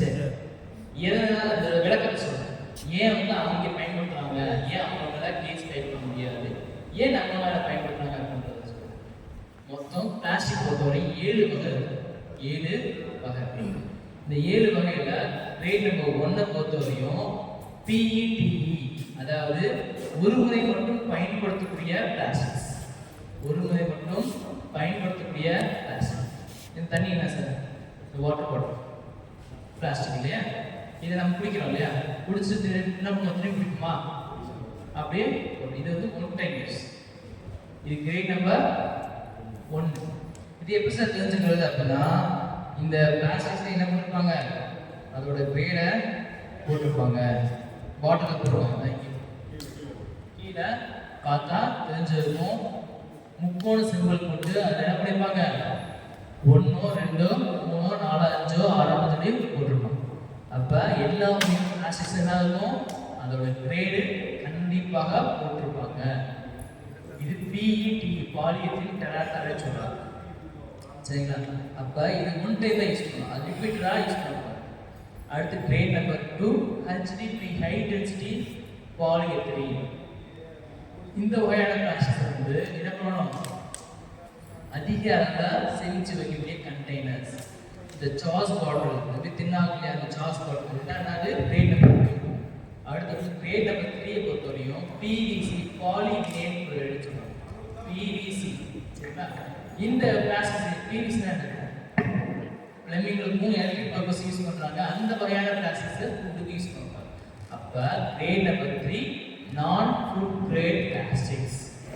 அப்போ எல்லா பிளாஸ்டிக் வாங்கும்போது நீங்கள் எப்படி பார்க்கணும், அதோட கிரேட்டை பார்த்து வாங்கணும், அதுதான் தப்பு சரிங்களா? அப்போ பிவிசி சில இதே தேனி மாவட்டத்தில் சில இடத்துல நாங்கள் பார்த்துருக்கோம், கிரேட் நம்பர் 3 போட்டு என்ன பண்ணியிருப்பாங்க, இந்த கப்ஸ் விற்கிறாங்க, ஃபுட்டு ஃப்ரூட்ஸ் ஆட் வைக்கிற கப்ஸை விற்கிறாங்க, இதே தேனி மாவட்டத்தில் சரிங்களா? Grade number 3 non food grade. அதுக்கப்புறம் grade number 4 LDPE low density polyethylene சொல்கிறாங்க. இந்த LDPE வந்து எது அப்படின்னா நம்ம யூஸ் பண்ணக்கூடிய பால் பாக்கெட், அந்த இதில் வந்து என்ன கிரேட் வரும், கிரேட் நம்பர் 4 வரும், அது பயன்படுத்தலாம். அடுத்து வந்து கிரேட் நம்பர் 5 PP பாலிப்ரோபைலின் சொல்கிறாங்க. இந்த கிரேட் நம்பர் 5 என்னது நம்ம மோஸ்ட்லி பயன்படுத்தக்கூடிய பிளாஸ்டிக்ஸ். இப்போ பெரிய பெரிய கடையில் பிரியாணி எதில் கொடுப்பாங்க, சாப்பாடு ஒரு டப்பாவில் கொடுப்பாங்க, அந்த டப்பா என்ன கிரேட் நம்பர் 5 PP போட்டிருக்கும், அந்த பிளாஸ்டிக்ஸை பயன்படுத்தலாம். அதே மாதிரி ஸ்டோரேஜ் பண்ணிக்கக்கூடிய பிளாஸ்டிக்ஸ், இந்த கடலை போடுறது, பருப்பு போடுறது, மசாலா பொடி வைக்கக்கூடிய அந்த பிளாஸ்டிக் என்ன இருக்கும், கிரேட் நம்பர் 5ல் இருக்கலாம், கிரேட் நம்பர் 1ல் இருக்கக்கூடாது சரிங்களா? Grade number 5. Grade number 6 PS polystyrene சொல்றாங்க. இந்த வகையான பிளாஸ்டிக்ஸ் பொறுத்த வரைக்கும் ரிப்பீட்டடாக, அதாவது ஏற்கனவே யூஸ் பண்ணியிருப்போம், அதை என்ன பண்ணுவோம், கீழே போவோம், அதை எங்கே போவோம், ஃபேக்ட்ரி போவோம், ஃபேக்ட்ரி போயிட்டு திரும்பி என்ன ஆகும், புது பிளாஸ்டிக்ஸாக வரும். அப்போ ரீசைக்கிள் செய்யக்கூடிய பிளாஸ்டிக்ஸ், அது நல்ல பிளாஸ்டிக்காக இருக்கலாம், கெட்ட பிளாஸ்டிக்காக இருக்கலாம். அப்போ அந்த வகையான பிளாஸ்டிக்ஸை என்ன பண்ணக்கூடாது, நம்ம பயன்படுத்தக்கூடாது. அப்போ கிரேட் நம்பர் 6 பாலிஸ்டரைன் வந்து நான் ஃபுட் கிரேட். அப்போ கொடுக்கப்பட்ட 7ல் 2 என்னது நம்ம பயன்படுத்தக்கூடாது. அதுக்கடுத்து கிரேட் நம்பர் 7 அதர்ஸ் சொல்கிறாங்க. இந்த ஆரம்பத்து எல்லாமே 7ல் வந்துடும். அது மட்டும் இல்லாமல் இந்த 6மே சிங்கிள் பாலிமர்ஸ், வெறும் பாலிமர்ஸ் தான். ஆனால் இந்த 7 மல்டிபிள் பாலிமர்ஸ் சொல்கிறாங்க. அதாவது 1ம் 4ம் சேர்ந்து கூட ஒரு கவர்ஸ் பிளாஸ்டிக்காக இருக்கலாம். அந்த வகையான பிளாஸ்டிக்ஸ் என்ன சொல்கிறாங்க, கிரேட் நம்பர் 7 சொல்கிறாங்க. எக்ஸாம்பிள் ஆயில் பாக்கெட்டு, மிளகாப்பொடி பாக்கெட்டு, அதுக்கப்புறம் பிஸ்கட் பாக்கெட் தான் என்ன கிரேடு, கிரேட் நம்பர் 7 சரிங்களா? இது பிஸ்கட் பாக்கெட் என்ன கிரேட் இருந்துச்சு அப்படின்னா முத 4th கிரேடாக இருந்துச்சு. இப்போ என்ன பண்ணிட்டாங்க அப்படின்னா 1வது கிரேடும் 4வது கிரேடும் சேர்ந்து இருக்கனால, மல்டிபிள் பாலிமர்ஸாக இருக்கனால கிரேட் நம்பர் 7 சொல்லி என்ன பண்ணிட்டாங்க, மாற்றிட்டாங்க சரிங்களா? அதே மாதிரி ஆயிலும் தான் கிரேட் நம்பர் 7 தான். இல்லைன்னா கீழே இம்போர்ட் சிம்பிள் போட்டு கீழே அதர்ஸ் போடும். அதே மாதிரி பிளாஸ்டிக் கவர்ஸை பொறுத்த வரைக்கும் பாலித்தீன் கவர்ஸை பயன்படுத்தக்கூடாது. பயோ டீகிரேடபிள் பிளாஸ்டிக் கவர்ஸை பயன்படுத்தலாம். பிளாஸ்டிக் கவர்ஸ்லேயே 50 மைக்ரானுக்கு மேலே, இவ்வளோ 50 மைக்ரானுக்கு மேலே தான் பிளாஸ்டிக் கவர்ஸ் வந்து பயன்படுத்தலாம். 50 மைக்ரானுக்கு கீழே இருக்கிற பிளாஸ்டிக் கவர்ஸை பயன்படுத்தவே கூடாது. ஆவரேஜாக 60, 70, 80 மைக்ரான் என்ன ஜிஎஸ்னா பயன்படுத்தணும். சரி, ஏதாவது சந்தேகம் என்ன கேட்கணும்? கடையில் சார் 50 மைக்ரான் போட்டு கடையில் பேப்பர் இது பாலித்தீன் பேக் கொடுக்குறாங்க, நம்ம வாங்கி யூஸ் பண்ணோம். நமக்கு தெரியாது அது மைக்ரான் எப்படி யூஸ் பண்ண இது பண்ணுறது தெரியாது. அப்போ அதை யூஸ் பண்ணும்போது அவங்க வந்து இது தடை பண்ணுறாங்க. அதாவது அந்த கவர்ஸில் வந்து நீங்கள் மென்ஷன் பண்ணியிருக்கணும், அப்போ 51 மைக்ரான் கவர்ஸ் பற்றி மென்ஷன் பண்ணியிருக்கணும். மென்ஷன் பண்ணியிருந்தா தான் அது லேபுக்கு வந்து டெஸ்ட் பண்ணி அதுக்கப்புறம் அது பேக்கில் அவங்க 50 மைக்ரான்ஸ் போடுறாங்க. நம்ம அதை நம்பி வாங்குகிறோம். நாங்களாம் சின்ன கடை வச்சுருக்கோங்க, அதை நம்பி வாங்குகிறோம். எங்களை வந்து இது இப்போ யூஸ் பண்ணக்கூடாதுன்னு சொல்லி பிடிச்சி பையனை போடுறாங்க. அதாவது நீங்கள் வாங்கும்போது அவங்கள செஞ்சு சத்தம் போடுங்க. இப்போ உங்களை கேட்குறாங்க அப்படின்னா நம்ம வந்து ஃபர்ஸ்ட் வந்து நான் ஒரே சொல்லிக்கிறேன், அதாவது உங்களுக்கு வேணுக்குனே, அதாவது உங்களை வேணும்னே யாருமே வந்து ஃபைன் போடுறதோ உங்களை வந்து இது பண்ணணும், உங்களை வியாபாரம் தடுக்க முடியாது. ஃபுட் சேஃப்டி இது வந்து ஃபுட் சேஃப்டி என்ன சார், உணவு பாதுகாப்புனா உணவு பாதுகாப்புனா சுத்தமான முறையை செய்யணும், நல்ல உணவு இருக்கணும் இல்லையா? சிம்பிளா சொன்னா முடி உணவு முடிக்கணும், சுத்தமா இடத்துல இருக்கணும், செய்முறை நல்லா இருக்கணும், எல்லாமே நல்லா இருக்கும். அதே மாதிரி பிரைஸ் கரெக்டாக இருக்கணும், அதோடைய டேட்ஸ்க்கு சரியா காலாவதியில் இருக்கணும், எல்லாமே இருக்கும். சிம்பிளா சொல்லணும்னா சார், கஸ்டமர் அதாவது கன்சியூமருக்கு எந்த ஒரு பாதிப்பும் ஏற்படுத்தக்கூடாது. அதுதான் வந்து உணவு பாதிப்பு. கஸ்டமருக்கு துளி கூட சின்ன வயிற்று கூட என்ன ஆகக்கூடாது, அந்த உணவுனால ஏற்படுத்தக்கூடாது. அதுதான் பாதுகாப்பு. நம்ம எவ்வளோ சொல்லிட்டேன். இந்த ஏன் சொல்றேன் அப்படின்னா, இந்த கஸ்டமர் வந்து இப்போ இன்னைக்கு வராங்க சார், இன்னைக்கு வந்து நம்ம பொருள் வாங்குறாங்க, சாப்பிட்றாங்க, நல்லா இருந்தா என்ன பண்ணுவாங்க சார், நாளைக்கு வைப்போம். அது திரும்பி நல்லா இருந்துச்சுன்னா அடுத்து அட்வர்டைஸ்மெண்ட் என்ன பண்ணுவாங்க, இன்னும் 2 வேலை கொடுத்து வருவாங்க. சரிங்களா? அப்ப நல்ல பொருளுக்கு டிமாண்ட் என்னைக்குமே இருக்கு. அப்ப ஒரு பொருள் நல்லா இல்லை அப்படின்னா என்ன ஆகும், கஸ்டமர் வருவாங்களா? அடுத்த நாள் வந்து என்ன பண்ணுவாங்க, குறையில வந்து பக்கத்துல சொல்லுங்க, இந்த கடைக்கு போகாதீங்க, போனீங்கன்னா என்ன ஆகும், நல்லாவே இருக்காது, வேற கிடைக்கும். அப்ப உங்களோட பிசினஸை பாதுகாக்கிறது சேஃப்டி ஆஃபீஸர் இது தவறு. இது செஞ்சனா உண்மையிலே பிளாஸ்டிக் கவர்ஸ் வந்து லோ கிரேட்ல இருக்கும்போது என்ன ஆகும் அப்படின்னா, அது நார்மல் சன்லைட்ல ரியாக்ட் ஆகி டேஸ்ட் கொடுக்காது, டேஸ்ட்டை மாற்றிடும். சரிங்களா? பழைய டேஸ்ட் ஒரு 10 வருஷம் முன்னாடி ஒரு டேஸ்ட் இருக்கும், இப்போ அந்த டேஸ்டே இல்லை. உண்மையிலேயே வந்து கெமிக்கல்ஸ் அதிகமாக ஆட் பண்ணி என்ன பண்ணிட்டாங்க, மக்களை வந்து டேஸ்டே தெரியாம மாட்டாங்க. சரிங்களா? அவனுக்கு எது நல்லா இருக்கு, எது சுவையா இருக்குன்றதே தெரியல, அந்த அளவுக்கு மாறி போச்சு. அதனால தயவு செஞ்சு அதை நினைக்க வேண்டாம். ஃபுட் சேஃப்டின்னு சொல்லக்கூடிய எல்லா நிதிகளும் எல்லா கடமையும் என்னதான் உங்க பிசினஸை அடுத்த ஸ்டேஜுக்கு கொண்டு வரதுக்காக தவிர மற்றபடி உங்களுக்கு மேலே கேஸ் போடணும், உங்க மேலே ஃபைன் போடணுன்றது இன்டென்ஷனோட செய்யப்படுது. அடுத்த ஸ்டேஜ் என்ன பண்ணுவோம், உங்களுடைய பிசினஸ் போகணுன்றது தான். சின்ன விளக்கம் கொடுத்துக்கிறேன். இப்போ வந்து பார்த்தீங்கன்னா அங்கங்கே அந்த நெகிழி பைகள் வந்து பிரச்சனைகள் வருது. என்ன காரணம் கேட்டிங்கன்னா, அதுக்கு வந்து 2-3 துறைகள் வந்து அவங்களுக்கு அபராதம் விதிக்கக்கூடிய கண்டிஷனில் இருக்காங்க. ஒன்று மெயினானது பார்த்தீங்கன்னா மாசு கட்டுப்பாடு, பொல்யூஷன் கண்ட்ரோல் போர்டு, அவங்க ஒன்று. இரண்டாவது பார்த்தீங்கன்னா நம்ம லோக்கல் பாடி, உள்ளாட்சி நிர்வாகம். உள்ளாட்சி நிர்வாகத்தில் இப்போ நம்ம இருக்கிறது உத்தமபாளையமாக இருக்கட்டும், பேரூராட்சி கேட்டீங்களா, அவங்க ஒன்று. அதுக்கு அடுத்தபடியாக பார்த்தா ஃபுட்டு எஸ்டாப்ளிஷ்மெண்ட், உணவு தயாரிப்பு மற்றும் நிறுவனங்கள் உணவு கொண்ட தயாரித்து பிளாஸ்டிக்ல நம்ம சர்வ் பண்றது, விநியோகம் பெறும் பொழுது அது வந்து அஃபென்ஸா மாறுது. புரிஞ்சுக்கிட்டீங்களா? அப்ப பிளாஸ்டிக் பயன்பாடுகளை வந்து அரசாங்கம் என்ன சொல்றாங்க, குறைக்க வேண்டும். அது மனிதர்களுடைய வளர்ச்சி, நம்மளுடைய உயிர் பாதுகாப்புக்காக என்ன சொல்லியிருக்காங்க, பிளாஸ்டிக் பயன்பாட்டை குறைக்கணுன்ற நோக்கத்துக்காக தான் அந்த சட்டத்தை கொண்டு வந்திருக்காங்க. நம்ம என்ன செய்யணும்னா, ஒரு பாதுகாப்பான பிளாஸ்டிக் எது அப்படின்னு பார்க்கும்போது பொல்யூஷன் கண்ட்ரோல்ல வந்து அவங்க ஒரு ஸ்கேனிங் மாதிரி வச்சிருக்காங்க. இப்ப பாத்தீங்கன்னா அது எங்களுக்கு உடன்பாடு கிடையாது. ஃபுட் சேஃப்டி சம்பந்தத்தில் அது உடன்பாடு இல்லை. என்ன காரணம் கேட்டீங்கன்னா, போடி நகராட்சி பகுதிக்கு நான் போயிருந்தேன். உங்களை தேடி உங்கள் ஊரின்னு சொல்லி கலெக்டர் ப்ரோக்ராம் அப்போ போய் பார்க்கும்போது அவங்க ஒரு பிளாஸ்டிக் வந்து அதில் கொடுக்குறாங்க. அந்த பிளாஸ்டிக் கவரை பார்த்தீங்கன்னா அவங்க ஒரு நம்ம செல்லில் வந்து ஸ்கேன் பண்ணுறாங்க. அது அலௌடு, பெர்மிட்டட். ஸ்டேட் கவர்மெண்ட் அவங்க டிபார்ட்மெண்ட் வந்து அதை வந்து பெர்மிட் பண்ணி அலோவ் பண்ணியிருக்காங்க. அந்த பிளாஸ்டிக் கவரை வந்து பயன்படுத்தலாம் அப்படின்னு சொல்லி அந்த உள்ளாட்சி நிர்வாகம் வந்து சொல்லியிருக்காங்க. பட் காமனா பார்த்தீங்கன்னா நம்மளுடைய சுகாதாரத்துறையா இருக்கட்டும், அவங்களும் பிளாஸ்டிக் பயன்படுறாங்க. எல்லாம் அவங்கவுங்க துறைக்கு தகுந்த மாதிரி ஒரு பெனால்ட்டி வந்து கவர்மெண்ட் இன்சிஸ்ட் பண்றாங்க. பயன்படுத்துவதை தவிர்க்கணும் நோக்கத்துக்காக தான். அதை நம்ம தவறுதலாக பார்க்கக்கூடாது. அதை குறைப்பதற்கு என்ன வழி, அதை மட்டும் தான் செய்யணும்.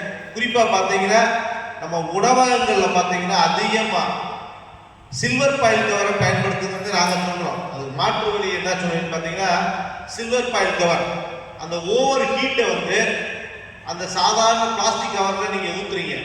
சால்னாவாக இருக்கட்டும், சாம்பாராக இருக்கட்டும், சூடான பொருள்களை வந்து அந்த பிளாஸ்டிக்கில் ஊற்றும் பொழுது அந்த கெமிக்கல்ஸுடைய பாய்சன் சூடு தாங்காமல் கேன்சரை உண்டாகக்கூடிய வாய்ப்புகள். புரிஞ்சுக்கிட்டீங்களா? அதனால கடைக்கு வரும்பொழுது நீங்கள் பிளாஸ்டிக் கவரில் போட்டு பார்சல் பண்ணுறதை குறைச்சிக்கோங்க. உணவு பாதுகாப்பு பயன் போகணும்னு நினச்சோம்னா டக்குனு கிச்சனுக்கு போனோம்னாலே பார்சல் பண்ணுற இடத்துல என்ன இருக்கு, குமிச்சு வச்சுருக்காங்க. அது செய்வது தவறா? அது தவறை வந்து நீங்கள் தான் பார்க்கணும். அது செய்யக்கூடாது. சில்வர் பாயில் கவரை நீங்கள் பயன்படுத்த 50 பைசா 1 ரூபா கூட வரும். அந்த கவர் வந்து ஓரளவுக்கு அந்த சுட்டை வந்து தாங்கும். நம்ம சூடான உணவு உடனே நம்ம பார்சல் பண்ணுறதை கொஞ்சம் தவிர்த்து கொஞ்சம் ஆர்ன கண்டிஷனில் சில்வர் பாயில் கவரில் போட்டால் அவங்களுக்கும் பாதிப்பு ஏற்படாது, நம்மளுக்கு அபராதத்திலிருந்து கொஞ்சம் தப்பிக்கிறது வாய்ப்பு இருக்கும் உணவு பாதுகாப்புறையில். நான் வந்து சில்வர் பாயில் கவரை பயன்படுத்தினா ஃபைன் போட முடியாது, அதை தவிர்க்கணும். பிளாஸ்டிக் கவர் நார்மலான கவரில் போட்டு வென்றதுக்கு தான் அபராதம் விதிக்கணும். அதை நீங்கள் முழுமையாக தெரிஞ்சுக்கோங்க. அதே மாதிரி பார்த்தீங்கன்னா டீ கடைகள்லாம் பார்த்தீங்கன்னா இந்த நிறைய இவங்க வந்து வேலை செய்கிறவங்க எதில் வாங்கிட்டு போகிறாங்க பார்சலு கொடுத்து விடுறதை தவிர்க்க. அது நம்மளே ஒரு பாவத்தை செய்கிற மாதிரி. நம்ம அபராதன்ற நோக்கத்தை மட்டுமே பார்க்க வேண்டாம். ஒரு மனிதனுடைய உயிருக்கு நம்ம ஒரு பாதுகாப்பான உணவு கொடுக்குறோம் அப்படின்ற எண்ணத்தில் பார்க்கணும். அதே மாதிரி பார்த்தீங்கன்னா இந்த பிளாஸ்டிக், அதே மாதிரி நியூஸ் பேப்பரில் வடையை கொடுக்குறோம். அதையும் டீ கடைக்காரங்க ஹோட்டல்காரங்க அதிகமாக பிளாஸ்டிக் பைன் வரக்கூடிய வாய்ப்பு இருக்குது. இந்த ரெண்டை மட்டும் நம்ம தவிர்க்கணும். மாற்று வழியை நம்ம யோசிக்கணும். பொருளாதார ரேட்டுகளை கொஞ்சம் நீங்கள் கூட போட்டுக்கலாம். ஏன்னு கேட்டீங்கன்னா சில்வர் பைன் கூட 50 ரூபா 1 ரூபா கூட வரும். இது விலை கம்மியாக வரதுனால நம்ம பயன்படுத்தணும். அதை நீங்கள் ஒரு மாற்று வழியை கண்டுபிடிச்சு அதுக்கு வந்து அபராதத்திலிருந்து இது பண்ணுறதுக்கும் பொதுமக்களுக்கு ஒரு பாதுகாப்பு உணவு கொடுக்கறதுல நம்மளுடைய முழு பங்களிப்பை நீங்கள் செலுத்தணும். புரிஞ்சுக்கிட்டீங்களா? இதை நீங்கள் பயன்படுத்த நியூஸ் பேப்பர் வந்து கம்பல்சரியாக கொடுங்க. வெறும் பிளெயின் பேப்பர் பார்த்தீங்களா, எழுத்து இல்லாத பேப்பர், அதை கட் பண்ணி அடிச்சு கொடுங்க. இல்லை வாழையில வந்து நமக்கு கிடைக்க மாட்டுது, அது காசு அதிகமாக இருக்குன்றதுனாலதே இந்த அண்ணா கவர் சொல்லுவாங்க, பேப்பர் பட்டர் பேப்பர் சொல்லுவாங்க, எழுத்து இல்லாத பேப்பர், அதை மடிச்சு கொடுத்து சாப்பிடலாம். அதில் நம்ம எழுத்தை வச்சு அந்த எண்ணெயை புளி போகிறதுக்கு அப்படி புளிவாங்க. புரிஞ்சுக்கிட்டீங்களா? அப்போ அந்த பாதிப்பு ஏற்படாது. அதனால பிளெயின் பேப்பர் கொடுங்க வடை பற்றிகளை. ப்ளஸ் வந்து கலர்களை சேர்க்காதீங்க. பாலித்தீன் கவர்களை வந்து குறைச்சிக்கணும். புரிஞ்சுக்கிட்டே அதே மாதிரி பழைய பொருட்களை நீங்கள் தயாரித்த உணவுப் பொருட்களை ஃப்ரிட்ஜில் ஸ்டோர் பண்ணுறதை குறைக்கணும். அது வந்து உடனுக்குடனே நம்ம தேவை எவ்வளோ விற்பனையாகும் அதுக்கு தகுந்த உணவுப் பொருளை நீங்கள் தயாரிக்கணும். அளவுக்கு அதிகமாக தயாரித்து இரவு நேரங்களில் விற்பனை ஆகாமல் அதை ஃப்ரிட்ஜில் நம்ம ஸ்டோர் பண்ணி மறுநாள் அதை வச்சு ஒருத்தர் ஃபோட்டோ எடுத்து அதை வாட்ஸ்அப் கம்பெனியில் நிறைய வருது. இந்த கடைக்கு போனோம், பழைய பிரியாணி கொடுத்தாங்க, பழைய சால்னா கொடுத்தாங்க அப்படின்ற பலவிதமான பிரச்சனைகள் வந்துகிட்டே இருக்கு. இதை முற்றிலும் தவிர்க்கிறது உங்கள் கையில் தான் இருக்குது. உங்கள் கடையில் வியாபாரம் ஆகுற அளவுக்கு உணவுப் பொருளை தயாரித்து பாதுகாப்பாக சுத்தமாக சுகாதாரமாக கொடுங்க. இந்த பிளாஸ்டிக் கவர்களுக்கு வந்து மாற்று வழியை சில்வர் பாயில் கவரில் பார்சல் கொடுங்கள். இது உணவு பாதுகாப்புகளின் சார்பாக ஒரு தாழ்மையான வேண்டுகோளாகவும் ஒரு அன்பான ஒரு இதாக வந்து சொல்கிறேன். அதை கொஞ்சம் தொடர்ந்து ஃபாலோ பண்ணுங்க. லைசன்ஸு கம்பல்சரியாக வந்து எடுங்க. உணவு பாதுகாப்புறையில் வந்து லைசன்ஸ் நீங்களே ஆன்லைனில் பதிவு பண்ணி லைசன்ஸை வாங்கி மாட்டிக்கணும். இதுக்குன்னு ஒருத்தர் போய் நாட வேண்டியதில்லை, ஒருத்தருக்கு கூட குறைய பணம் கொடுக்க வேண்டிய அவசியம் கிடையாது. புரிஞ்சுக்கிட்டீங்களா? நீங்களே உங்கள் தொழில் நடத்துறதுக்கு அனைத்து விதமான வசதிகளும் ஆன்லைன் சிஸ்டத்தில் இருக்குது. சந்தேகங்கள் எது இருந்தாலும் ஃபுட் சேஃப்டி ஆஃபீஸர் என்னுடைய நம்பரை நோட் பண்ணிக்கோங்க. எந்த ஒரு சந்தேகம் எது இருந்தாலும் நீங்கள் எனக்கு கேட்டு தெளிவு தெரிவிக்கலாம். புரிஞ்சுக்கிட்டீங்களா? நம்பர் தான் நோட் பண்ணிக்கோங்க.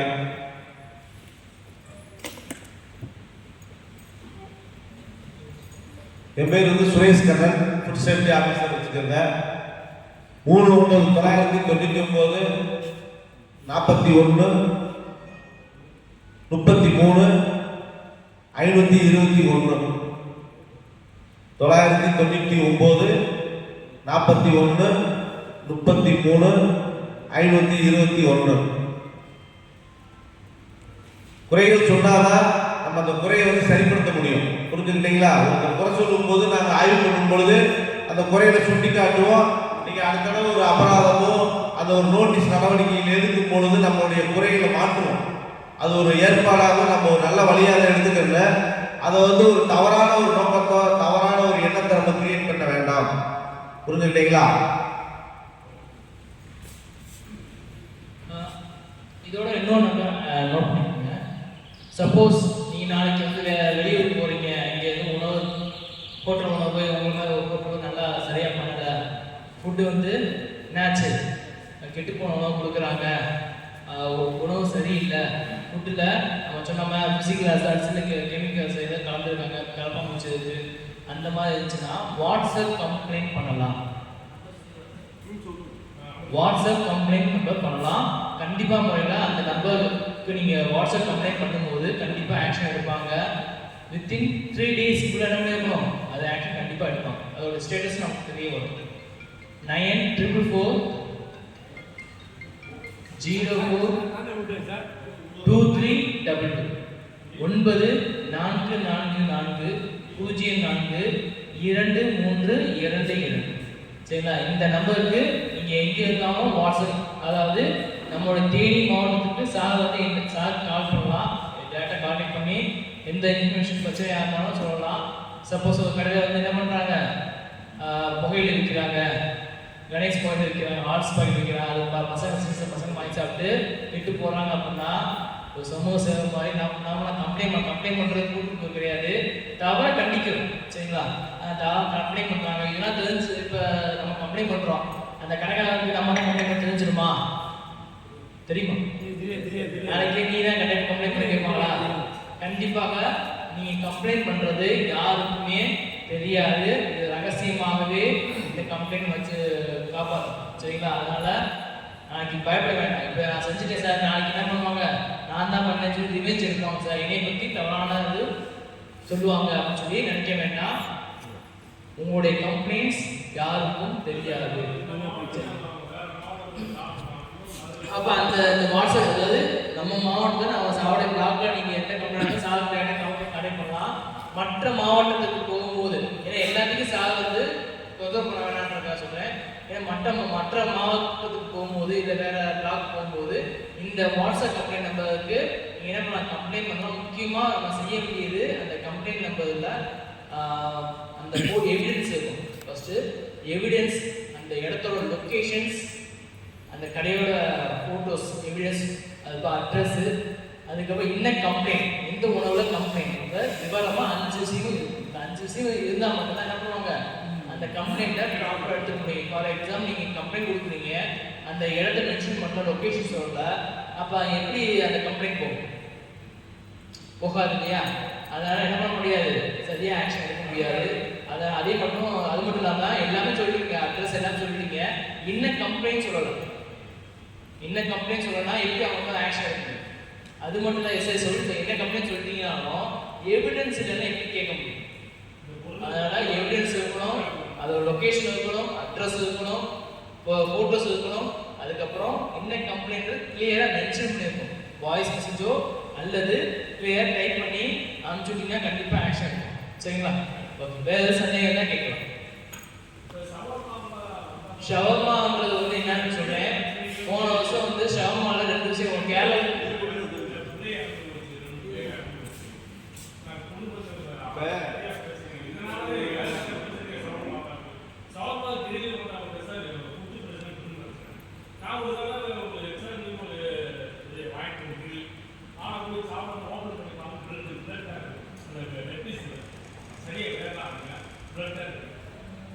சார் சொல்கிறேன், கேட்குறீங்களா சார்? தந்தை சொல்கிறேன்.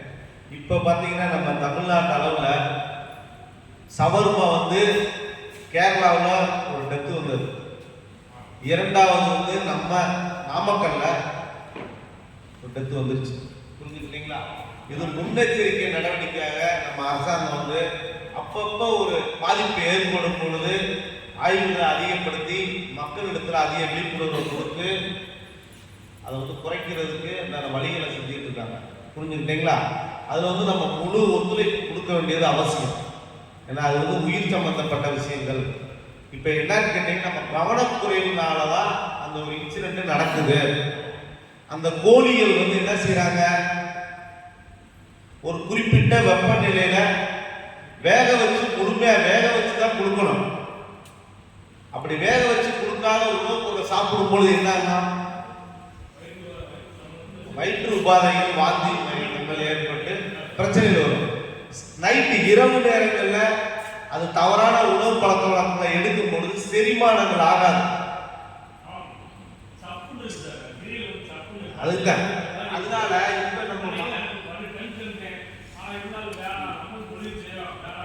இப்போ வந்து நம்ம மாவட்டத்தில் வந்து உணவு பாதுகாப்பு துறையில வந்து என்ன சொல்லியிருக்காங்கன்னு கேட்டீங்கன்னா, சவர்மா தயார் பண்ணி கொடுக்கறத நிறுத்த சொல்லியிருக்காங்க. கிரில் சிக்கன் இரவு நேரத்தில் அதிகமாக அதை சாப்பிட்டு அதில் உபாதைகள் வருவதனால கிரில் சிக்கன் கொடுக்கறதையும் கொஞ்சம் கண்டிப்பாக கண்காணிக்க சொல்லியிருக்காங்க. அதனால நீங்கள் உணவு தயாரிப்பு உணவகங்கள் என்ன செய்றீங்க, அசைவ உணவகங்களில் குறிப்பாக வந்து இந்த கோழி, சிக்கன், மட்டன் எல்லாம் வாங்கி வைக்கும் போது அன்னன்னைக்கு தேவையான அளவு மட்டும் வாங்குங்க. தேவையற்ற அளவுக்கு பிரிட்ஜில் வாங்கி ஏற்றுறதை நிறுத்திக் கொள்ளுங்கள். கலர் பொடிகளை அதிகம் சேர்த்து சிக்கன் 65 போட்டு வைக்கிறத கொஞ்சம் தவிர்க்க வேண்டும். கலர்கள் காரத்தில் உணவுப் பொருட்களில் சேர்க்கக்கூடாதுன்னு சொல்லிட்டோம். ஸ்வீட்டில் மட்டும் லைட்டாக சேர்த்துக்கலாம். கூல் ட்ரிங்க்ஸில் கலர் சேர்த்துக்கலாம். இதுதான் சட்டத்தில் சொல்லப்பட்டிருக்கிறது. அதனால் வந்து நம்ம முழுமையாக சட்டத்தில் இருக்க விதிகள் எல்லாமே கொஞ்சம் ஃபாலோ பண்ணுறது சிரமம்தான். இருந்தாலும் நமக்கு யாருக்கும் நம்ம கொடுக்கக்கூடிய உணவுனால பாதிப்பு வரக்கூடாது, நம்ம தொழிலுக்கு எந்த ஒரு இடர்பாடு வரக்கூடாதுன்ற நோக்கத்தை மட்டும்தான் நம்ம வைக்க பாசனம். மற்ற விஷயங்களை வந்து நம்ம அதிகமாக எடுத்துக்கிட்டு அது ஒரு பிரச்சனையாக கொண்டு போகக்கூடாது. புரிஞ்சுக்கிட்டீங்களா?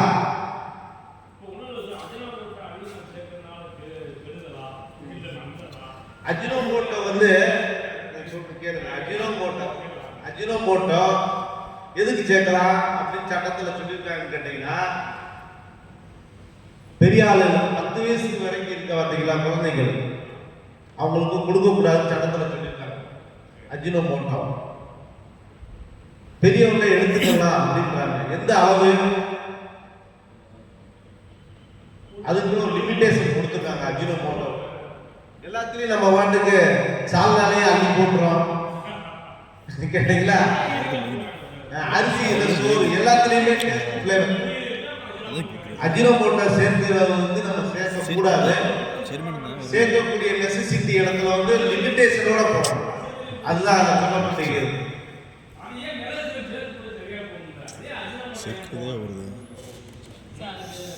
ஏன் அப்படின்னா, ஃபார் எக்ஸாம்பிள் நம்ம வீட்டில் சாப்பிட்றோம்,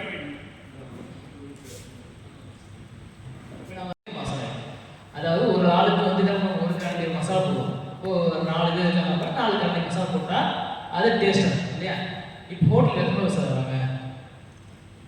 ஹோட்டலுக்கு எத்தனை பேர் வராங்க? ஒரு நிறைய பேர் 50 பேர் வராங்க. அதுக்கு 50 கரண்டி போட முடியுமா? அப்போ அந்த கெமிக்கலை ஆட் பண்ணுறோம், லைட்டாக வந்து டேஸ்ட்டுக்காக ஆட் பண்ணுறாங்க. அதுலேயும் முக்கியமான விஷயம், இந்த அஜினோமோட்டோவை சாப்பிட்ற மாதிரி என்ன பண்ணலாம், பயன்படுத்தலாம். முக்கியமான விஷயம் என்ன பண்ணணும் அப்படின்னா, பயன்படுத்துனீங்க அப்படின்னா அதை டிஸ்பிளே பண்ணணும். இங்கு இந்த தயாரிக்கிற உணவுல அஜினோமோட்டோ சேர்க்கப்படுது அப்படின்னு என்ன பண்ணணும், நீங்க டிஸ்பிளே பண்ணணும். ஏன் சார் டிஸ்பிளே பண்ணணும் அப்படின்னா, குழந்தைங்க இந்த உணவை சாப்பிடக்கூடாது. ரெண்டாவது முக்கியமான விஷயம், கர்ப்பிணி பெண்கள் அவங்க வந்து சாப்பிட, நமக்கு தெரியுமா அவங்க கர்ப்பமா இருக்கா தெரியுமா? தெரியாது இல்லையா? அப்ப அவங்க தெரியாம என்ன பண்ணிடலாம், சாப்பிட்றதுக்கு பாய்க்கும். அதனால கர்ப்பிணி பெண்களோ 12 மாதத்துக்கு குறைவான குழந்தைகளோ சாப்பிடக்கூடாதுன்னு சொல்லி அந்த அஜினோமோட்டோவிலே என்ன பண்ணியிருப்பாங்க, போட்டுருப்பாங்க, வாங்கி போட்டு போட்டுருப்பாங்க. சரிங்களா? அதனால தான் நம்மளால வந்து அந்த டிஸ்பிளே பண்ண முடியுமா சார்? முடியாது. அதனால தான் என்ன பண்ணுறாங்க, போட வேண்டாம் போட வேண்டாம்னு சொல்லுவாங்க. உண்மையிலே வந்து நீங்கள் சேர்த்தீங்க அப்படின்னா டிஸ்பிளே பண்ணணும். நீங்கள் வந்து இந்த உணவில் அஜினோமோட்டோ சேர்க்கப்பட்டிருக்கு, கலர் சேர்த்தீங்கன்னா இந்த உணவில் கலர் சேர்க்கப்பட்டிருக்கு. பொதுவாகவே வந்து என்ன பண்ண முடியாது, கலர்ஸ் நான்வெஜ்ல சேர்க்கக்கூடாது, டிஸ்பிளே பண்ணணும். ஏன் அப்படின்னா சில பேர் வந்து வேணுமே என்ன இந்த கலரில் இருக்கு, ரொம்ப என்ன சின்ன சின்ன ரத்த கலரில் வேணும் சார், நீங்கள் ரத்தத்தை பார்க்கணும் சார், அந்த மாதிரி வந்து விருப்பமும் இருக்காங்க. சரிங்களா? அந்த இது வந்து கெடுதல். சரிங்களா? கலர்ஸ் சுத்தமாக நான்வெஜ்லேயும் கலர் சேர்க்கக்கூடாது. அஜினோமோட்டோ சுவைக்கு சேர்த்தீங்க அப்படின்னா அதை வந்து டிஸ்பிளே பண்ணணும். அப்போ தான் என்ன பண்ண முடியும், நம்ம பயன்படுத்த முடியும். அதுவும் குறிப்பிட்ட அளவு தான் பயன்படுத்தவே தவிர ரொம்ப அதிகமாக பயன்படுத்தக்கூடாது. அது வந்து என்னாகும், இப்போ ஒன்றும் சார் அஜினோமோட்டோ சேர்த்து என்ன ஆகும் அப்படின்னா வயிற்றுப்போக்கு அதிகமாக போகும் சார். வயிற்றுப்போக்கு அதிகமாக சேர்த்திங்கன்னா அதிகமாக போகும். அப்போ குழந்தைங்களுக்கு 12 வயசுக்குள்ள குறிப்பிட்ட குழந்தைங்க வயிற்றுப்போக்கு அதிகமாக போச்சு என்ன ஆகும், ரொம்ப டேஞ்சர், உடம்பு சரியில்லாம போகும். சரிங்களா? அதே மாதிரி கர்ப்பிணி பெண்களுக்கு வயிற்றுப்போக்கு அதிகமாக போகக்கூடாது. ஏன்னா அப்போ கரு நல்ல போசாக்கான உணவு கொடுக்கணும். அப்போ வந்து வயிற்றுப்போக்கு அதிகமாக போயிட்டே இருந்துச்சுன்னா அந்த குழந்தை என்னாகும், வீக்காகும், கருக்கழியறதுக்கும் வாய்ப்பு. அதனால என்ன சொல்றாங்க, அஜினோமோட்டோ சேர்க்கக்கூடாதுன்னு சொல்றாங்க. அப்படியே சேர்த்தாலும் அதை டிஸ்பிளே பண்ணிடுது. சரிங்களா? ஏதாவது சந்தேகம் இருக்கா கேட்கலாம். ஓகே. தேங்க்யூ. இது வரையும் அமைதியாக இருந்து இந்த ட்ரைனிங் வந்து கண்டிப்பாக அடுத்ததுக்கு உறுதுணையாக இருந்ததுக்கு நன்றி. தேங்க்யூ. எது ஃபீட்பேக் நெகட்டிவ் ஃபீட்பேக்காக நீங்கள் கொடுக்கலாம். இந்த ட்ரைனிங் நல்லா இருந்துச்சா நல்லா இல்லையா? தேங்க்யூ.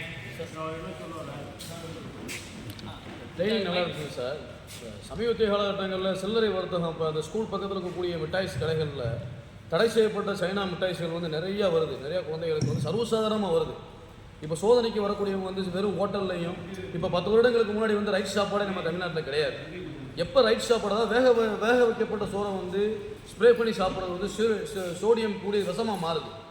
வேக வைக்கப்பட்ட சோறை வந்து வதக்கி சாப்பிடக்கூடாதுங்கிறத வந்து சயின்ஸ் ரீதியாக ஒரு மருத்துவ ரீதியான ஒரு இது அது வந்துடுது ஒன்று. இப்போ இந்த ஹோட்டல் மேலே தான் கவனங்கள் இருக்கக்கூடிய இப்போ வந்து ஸ்கூலில் வந்து பெரும்பான்மையான குழந்தைகளுக்கு வந்து பார்த்தீங்கன்னாக்க தடை செய்யப்பட்ட சைனாவுடைய மிட்டாய், சம்மந்தமில்லாத மிட்டாய்கள், இன்ஜெக்ஷன் இருக்குது பார்த்தீங்களா, இன்ஜெக்ஷனில் மிட்டாய், அப்புறமா பிளாஸ்டிக் சின்ன சின்ன இதிலலாம் மிட்டாய்ன்னு சொல்லி வருதுங்க சார். சார் அவங்க வந்து அதிகாரி அவங்களுக்கு வந்து ஒரு கோரிக்கையாக அந்த ஸ்கூல் பக்கத்தில் கூடிய குழந்தைகளுக்கு ரொம்ப மோசமான மிட்டாய் வரதையும், அதே மாதிரி வந்து நெக்ஸ்ட்டு இந்த மாதிரி ஃபங்க்ஷனில் வந்து ரைஸ் சாப்பாடே விஷங்கிறத வந்து கொஞ்சம் நல்லா சொன்னே நல்லா இருக்குது சார். ஏன்னா ரைஸ் சாப்பாடு அப்படியே கொதிக்க போட்டு வதக்கி பிளாஸ்டிக் பேப்பரில் அப்படியே போட்டு மூடுறாங்க. பாதி பிளாஸ்டிக் பேப்பரும் அந்த விஷத்தை எதையுமே சாப்பிட வேண்டியதாக இருக்குது. அதையும் கொஞ்சம் வலியுறுத்தினா நல்லா இருக்குது சார். வந்து எண்ணெயை பொறுத்த வரைக்கும் நம்ம எண்ணெய் யூஸ் பண்ணுறோம் இல்லையா, எண்ணெயை பொறுத்த வரையும் நம்ம எத்தனை வாட்டி சார் யூஸ் பண்ணுறோம்? மேக்ஸிமம் 2 வாட்டி யூஸ் பண்ணுறோம். சரிங்களா? 2 வாட்டி நீங்கள் யூஸ் பண்ணதுக்கப்புறம் திரும்ப அந்த எண்ணெயை யூஸ் பண்ணி என்ன ஆகும் சார்? அது வந்து ஒரு கெமிக்கலாக மாறும் சார். அது கெமிக்கலாக மாறும். அதை வந்து ஃபேட்டி ஆசிட் சொல்லுவாங்க. ஃபேட்டி ஆசிட்ஸ் ட்ரான்ஸ்ஃபர் ஃபேட்னு சொல்லுவாங்க. ட்ரான்ஸ்ஃபர் ஃபேட்டை உருவாக்குது. இன்னொன்று ஃபேட்டி ஆசிட் சொல்லுவாங்க. இந்த மாதிரி கெமிக்கலாக மாறக்கூடிய அந்த எண்ணெயை நம்ம வந்து ரிப்பீட்டடாக உணவுகளை பயன்படுத்தும் போது அதனாலையும் என்னாகும்? கேன்சர் ப்ரொடியூஸ் ஆகும். சரி இதுக்கு என்ன சார் மாற்று வழி கேட்டீங்க அப்படின்னா RUCO RUCO reused cooked oil, reused cooked oil அப்படின்னு சொல்கிறாங்க. இது என்ன பண்ணுவாங்க அப்படின்னா நம்ம எல்லா மாவட்டத்துலையும் என்ன பண்ணுறாங்க, அது ஏஜென்சி இருக்காங்க, அவங்ககிட்ட வந்து என்ன பண்ணலாம், நம்ம நம்பர்ஸ் வாங்கிட்டு ஒரு வீக்கில் இப்போ நீங்கள் ஒரு வாரத்துக்கு எவ்வளோ கலெக்ட் பண்ணுவீங்க, ஒரு 10 லிட்டர் வேஸ்ட் ஆகுது அப்படின்னா அந்த 10 லிட்டர் என்ன பண்ணலாம், 2 டைம் யூஸ் பண்ணிட்டீங்க, அதுக்கப்புறம் அந்த ஃபுல்லாக வேஸ்ட். அப்போ அதை வந்து நம்ம சேமித்து வச்சு அதை என்ன பண்ணலாம், RUCOக்கு கொடுக்கலாம். அங்கே வந்து என்ன பண்ணுவாங்க, பேமெண்ட் கொடுப்பாங்க. கவர்மெண்ட் வந்து என்ன பண்ணுவாங்க, அந்த பேமெண்ட் கொடுப்பாங்க. எதுக்கு சார் அந்த ஆயில் அப்படின்னா பயோ கேஸுக்கு அதை என்ன பண்ணுவாங்க, கவர்மெண்ட் வந்து பயன்படுத்திக்கலாம். சரிங்களா? அதனால இந்த ஆயிலை அந்த மாதிரி யூஸ் பண்ணிக்கலாம். இன்னொன்று வந்து சூடாக சில்வர் ஃபாயில் சொன்னோம் இல்லையா, சில்வர் ஃபாயில் வந்து சூடாது சில்வர் ஃபாயில் யூஸ் பண்ணலாம். அது ரெண்டையும் கொதிக்க வந்து பயன்படுத்தக்கூடாது. ஏன் அப்படின்னா பிளாஸ்டிக்ஸை பொறுத்த வரைக்கும் அதிக ஹீட்டில் கண்டிப்பாக அதோட மாலிகுல்ஸ் கெமிக்கல் ரியாக்ஷன்ஸ் வர்றதுக்கு வாய்ப்பு அதிகமாக இருக்குது. அதோடைய தன்மை உடையிற வாய்ப்பு, அதை மெல்ட் ஆகி என்ன ஆகும், அந்த உணவோட ஒட்டிக்கிறோம். அதனால் என்ன பண்ணக்கூடாது, ஈஸியாக இழக்கக்கூடிய பிளாஸ்டிக் கவர்ஸை பயன்படுத்தக்கூடாது. நல்ல தாமரை குவாலிட்டியானதை பயன்படுத்திக்கலாம். சரிங்களா? பிளாஸ்டிக் சில்வர் ஃபாயில் கூட என்ன பண்ணிடலாம், அது வந்து கோட்டிங் தான். சரி, அது பயன்படுத்தலாம், அது கோட்டிங் தான். அதை மிதமான சூட்டுக்கு பயன்படுத்தலாம். ரொம்ப கொதிக்க வச்சு என்ன பண்ணக்கூடாது, இந்த பாட்டில் வந்து நான் தண்ணி யூஸ் பண்ணலாம், லைட்டாக யூஸ் பண்ணலாம், கொதிக்க யூஸ் பண்ணலாம். நல்ல கொதிக்க தண்ணி இதில் ஊட்டினா என்னாகும், இந்த பாட்டில் வந்து இலைக்கும் ரியாக்ட். அந்த தண்ணி குடிச்சா எப்படி இருக்கும், நல்லா இருக்குமா, வாடே இருக்கும். அது வந்து ரொம்ப டேஞ்சர். சரிங்களா? அதனால் பிளாஸ்டிக்கை கொடுத்தா தெரிஞ்சுக்கோங்க, ஹீட்டில் அதோடைய ரியாக்ஷன்ஸை வெளியிடும். அதனால் மிதமான சூடு கொடுக்கலாம். ஃப்ரிட்ஜை வந்து மேக்ஸிமம் இந்த மீட்டை பொறுத்த வரையும் ஃப்ரிட்ஜில் வைக்காமல் பார்த்துக்கோங்க. ஃப்ரெஷ்ஷாக இருக்கக்கூடிய உணவுக்கு டேஸ்ட் உண்மையாக அதிகம் சார். நீங்கள் வந்து எப்போ மீட்டை இந்த ஃப்ரோசன் ஃபுட்டுன்னு சொல்லுவாங்க, ஃப்ரோசன் சிக்கன் சொல்லுவாங்க, அதை பொறுத்த வரைக்கும் ருசி கண்டிப்பாக இருக்காது. நீங்கள் என்ன தான் நல்லா சமைச்சாலும் கைப்பக்குவம் சமைச்சாலும் ருசி இருக்காது. ஃப்ரெஷ்ஷாக வாங்கக்கூடிய சிக்கனில் ஸ்பெஷலாக வாங்கக்கூடிய காய்கறியில் ருசி என்ன யார் சமைச்சாலும் ருசி வரதான். சரிங்களா? சில விஷயத்தை நம்ம அவாய்ட் பண்ணுறது அந்த. தேங்க்யூ.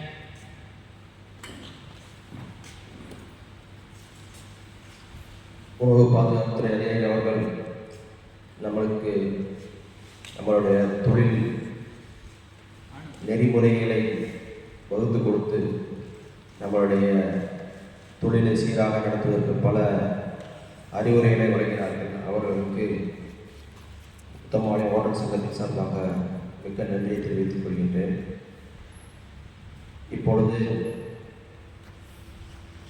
உணவு மேற்பார்வையாளர் பயிற்சி சான்றிதழ் வழங்க இருப்பதால் இந்த பயிற்சி முகாமில் கலந்து கொண்ட அனைத்து நண்பர்களும் தவறாமல் அவர்களுடைய ஆதார் கார்டு ஜெராக்ஸை இங்கு கொடுத்து பெயர் பதிவு செய்து கொள்ளவும். அந்த பெயர் பதிவு செய்யப்பட்டவர்களுக்கு மட்டும்தான் சான்றிதழ் தயார் செய்து அனுப்புவார்கள். அந்த சான்றிதழை பெறுவதற்காகத்தான் இந்த முகாமே நடத்தப்பட்டது. அதனால் வந்திருக்கும் நபர்கள் அவருடைய ஆதார் கார்டு நகலை இங்கு செலுத்துமாறு அன்புடன் கேட்டுக்கொள்கின்றோம். ஆதார் கார்டு ஜெராக்ஸில் உங்களுடைய ஃபோன் நம்பர் எடுத்துருங்க. அதை வச்சு ரிஜிஸ்டர் பண்ணுவாங்க. ரிஜிஸ்டர் பண்ணதுக்கப்புறம் உங்களுடைய ஃபோன் நம்பருக்கு நார்மல் மெசேஜில் ஒரு ஐடி பாஸ்வேர்டு வரும். அந்த ஐடியில் போட்டு என்ன பண்ணிக்கலாம், உங்களோட சர்டிஃபிகேட் நீங்களே என்ன பண்ணிக்கலாம் எடுத்துக்கலாம். இது தனியாக வந்து கேட்கணும் அவசியம் இல்லை, நீங்களே எடுத்துக்கலாம். சப்போஸ் எடுக்க தெரியாத அப்புறம் கம்ப்யூட்டர் சென்டர் கேட்டுக்கலாம். அப்படி முடியாதுனாலும் நாங்கள் என்ன பண்ணுறோம், அமைச்சிக்கலாம். சரிங்களா? உங்களுடைய சங்கத்து உறுப்பினருக்கோ சாருக்கோ நாங்கள் என்ன பண்ணுறோம், சங்கத்தோட தலைவருக்கோ வந்து என்ன பண்ணுறோம் கொடுத்துருவோம். அவர் வந்து உங்களுக்கு கொடுத்துருவாரு. ஒரு 15 days சார், அதாவது இந்த ஜென்ரேட் பண்ணுற அந்த சர்டிஃபிகேட் வந்து அவங்க எங்களுக்கு டைரெக்டாக வராதா, நாங்கள் தான் டேரக்டாக உங்களோட ஐடி பாஸ்வேர்ட் கேட்டாங்க சரியா? ஒவ்வொரு பேருக்கும் ஒவ்வொரு ஐடி பாஸ்வேர்ட் தனியாக கேட்டாங்க. நம்பருக்கு அவங்க ஐடி பாஸ்வேர்ட் வச்சு என்ன பண்ணலாம்னு கேட்டிங்கன்னா நெட்டில் போய் எடுத்துக்கலாம். இல்லை சார், லாஸ்ட் இயர்ஸ்லாம் வந்து அவங்க சங்கத்துக்கு அனுப்பிச்சிட்டாங்க. அவங்க வந்து பண்ணிடுறேன், அது வந்து பண்ணிடுறேன். இதுவும் வந்துடும். நீ வந்து எங்கே வந்து டிபெண்ட் பண்ணி இருக்க வேண்டாம். அவங்களுக்கும் அவங்க வந்து அதை டவுன்லோட் பண்ணி அவங்க எடுக்கிறது கஷ்டம். எங்களுக்கு நீங்கள் மொத்தமாக கொடுத்துட்டா நாங்கள் உங்களுக்கு நான் வந்து உங்களுக்கு கொடுத்துருவேன். அவங்களுக்கு கொடுத்துருவேன். அது வந்து கன்ஃபார்ம் தான் கொடுத்துருவேன். உங்களுக்கும் வரும்னு சொல்கிறேன். உங்களுக்கும் வரும். உங்களோட ஐடி வந்து நீங்கள் எடுக்கலாம். உங்களால் எடுக்க முடியுங்கிறதுக்காக நான் வந்து அவங்களுக்கு முடிஞ்சுறேன். அவங்க சரி, ரொம்ப நன்றி சார். இப்பொழுது அதிகாரி அவர்களுக்கு கொண்டாடை கொடுத்து கௌரவிக்கப்படுகின்றது.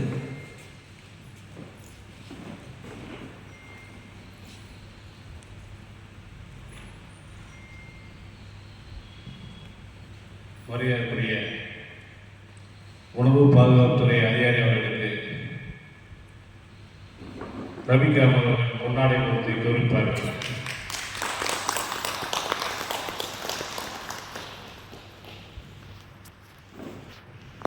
பயிற்சியாளர் அவர்களுக்கு திரு சதீஷ்குமார் அவர்களுக்கு அண்ணன் பீர் முகமது அவர்கள் கொண்டாடை போர்த்தி கௌரவிப்பார்கள்.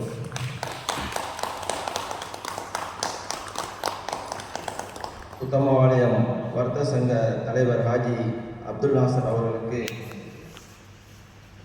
அண்ணன் பீர் முகமது அவர்கள் பொன்னாடை போர்த்தி கௌரவிப்பார்கள். உத்தமவாளையம் வர்த்தக சங்க செயலாளர் ஹாஜி எம் ரோஸ்கான் அவர்களுக்கு உத்தமவாளையம் ஹோட்டல் சங்க செயலாளர் மணிவண்ணன் அவர்கள் பொன்னாடை போர்த்தி கௌரவிப்பார்கள்.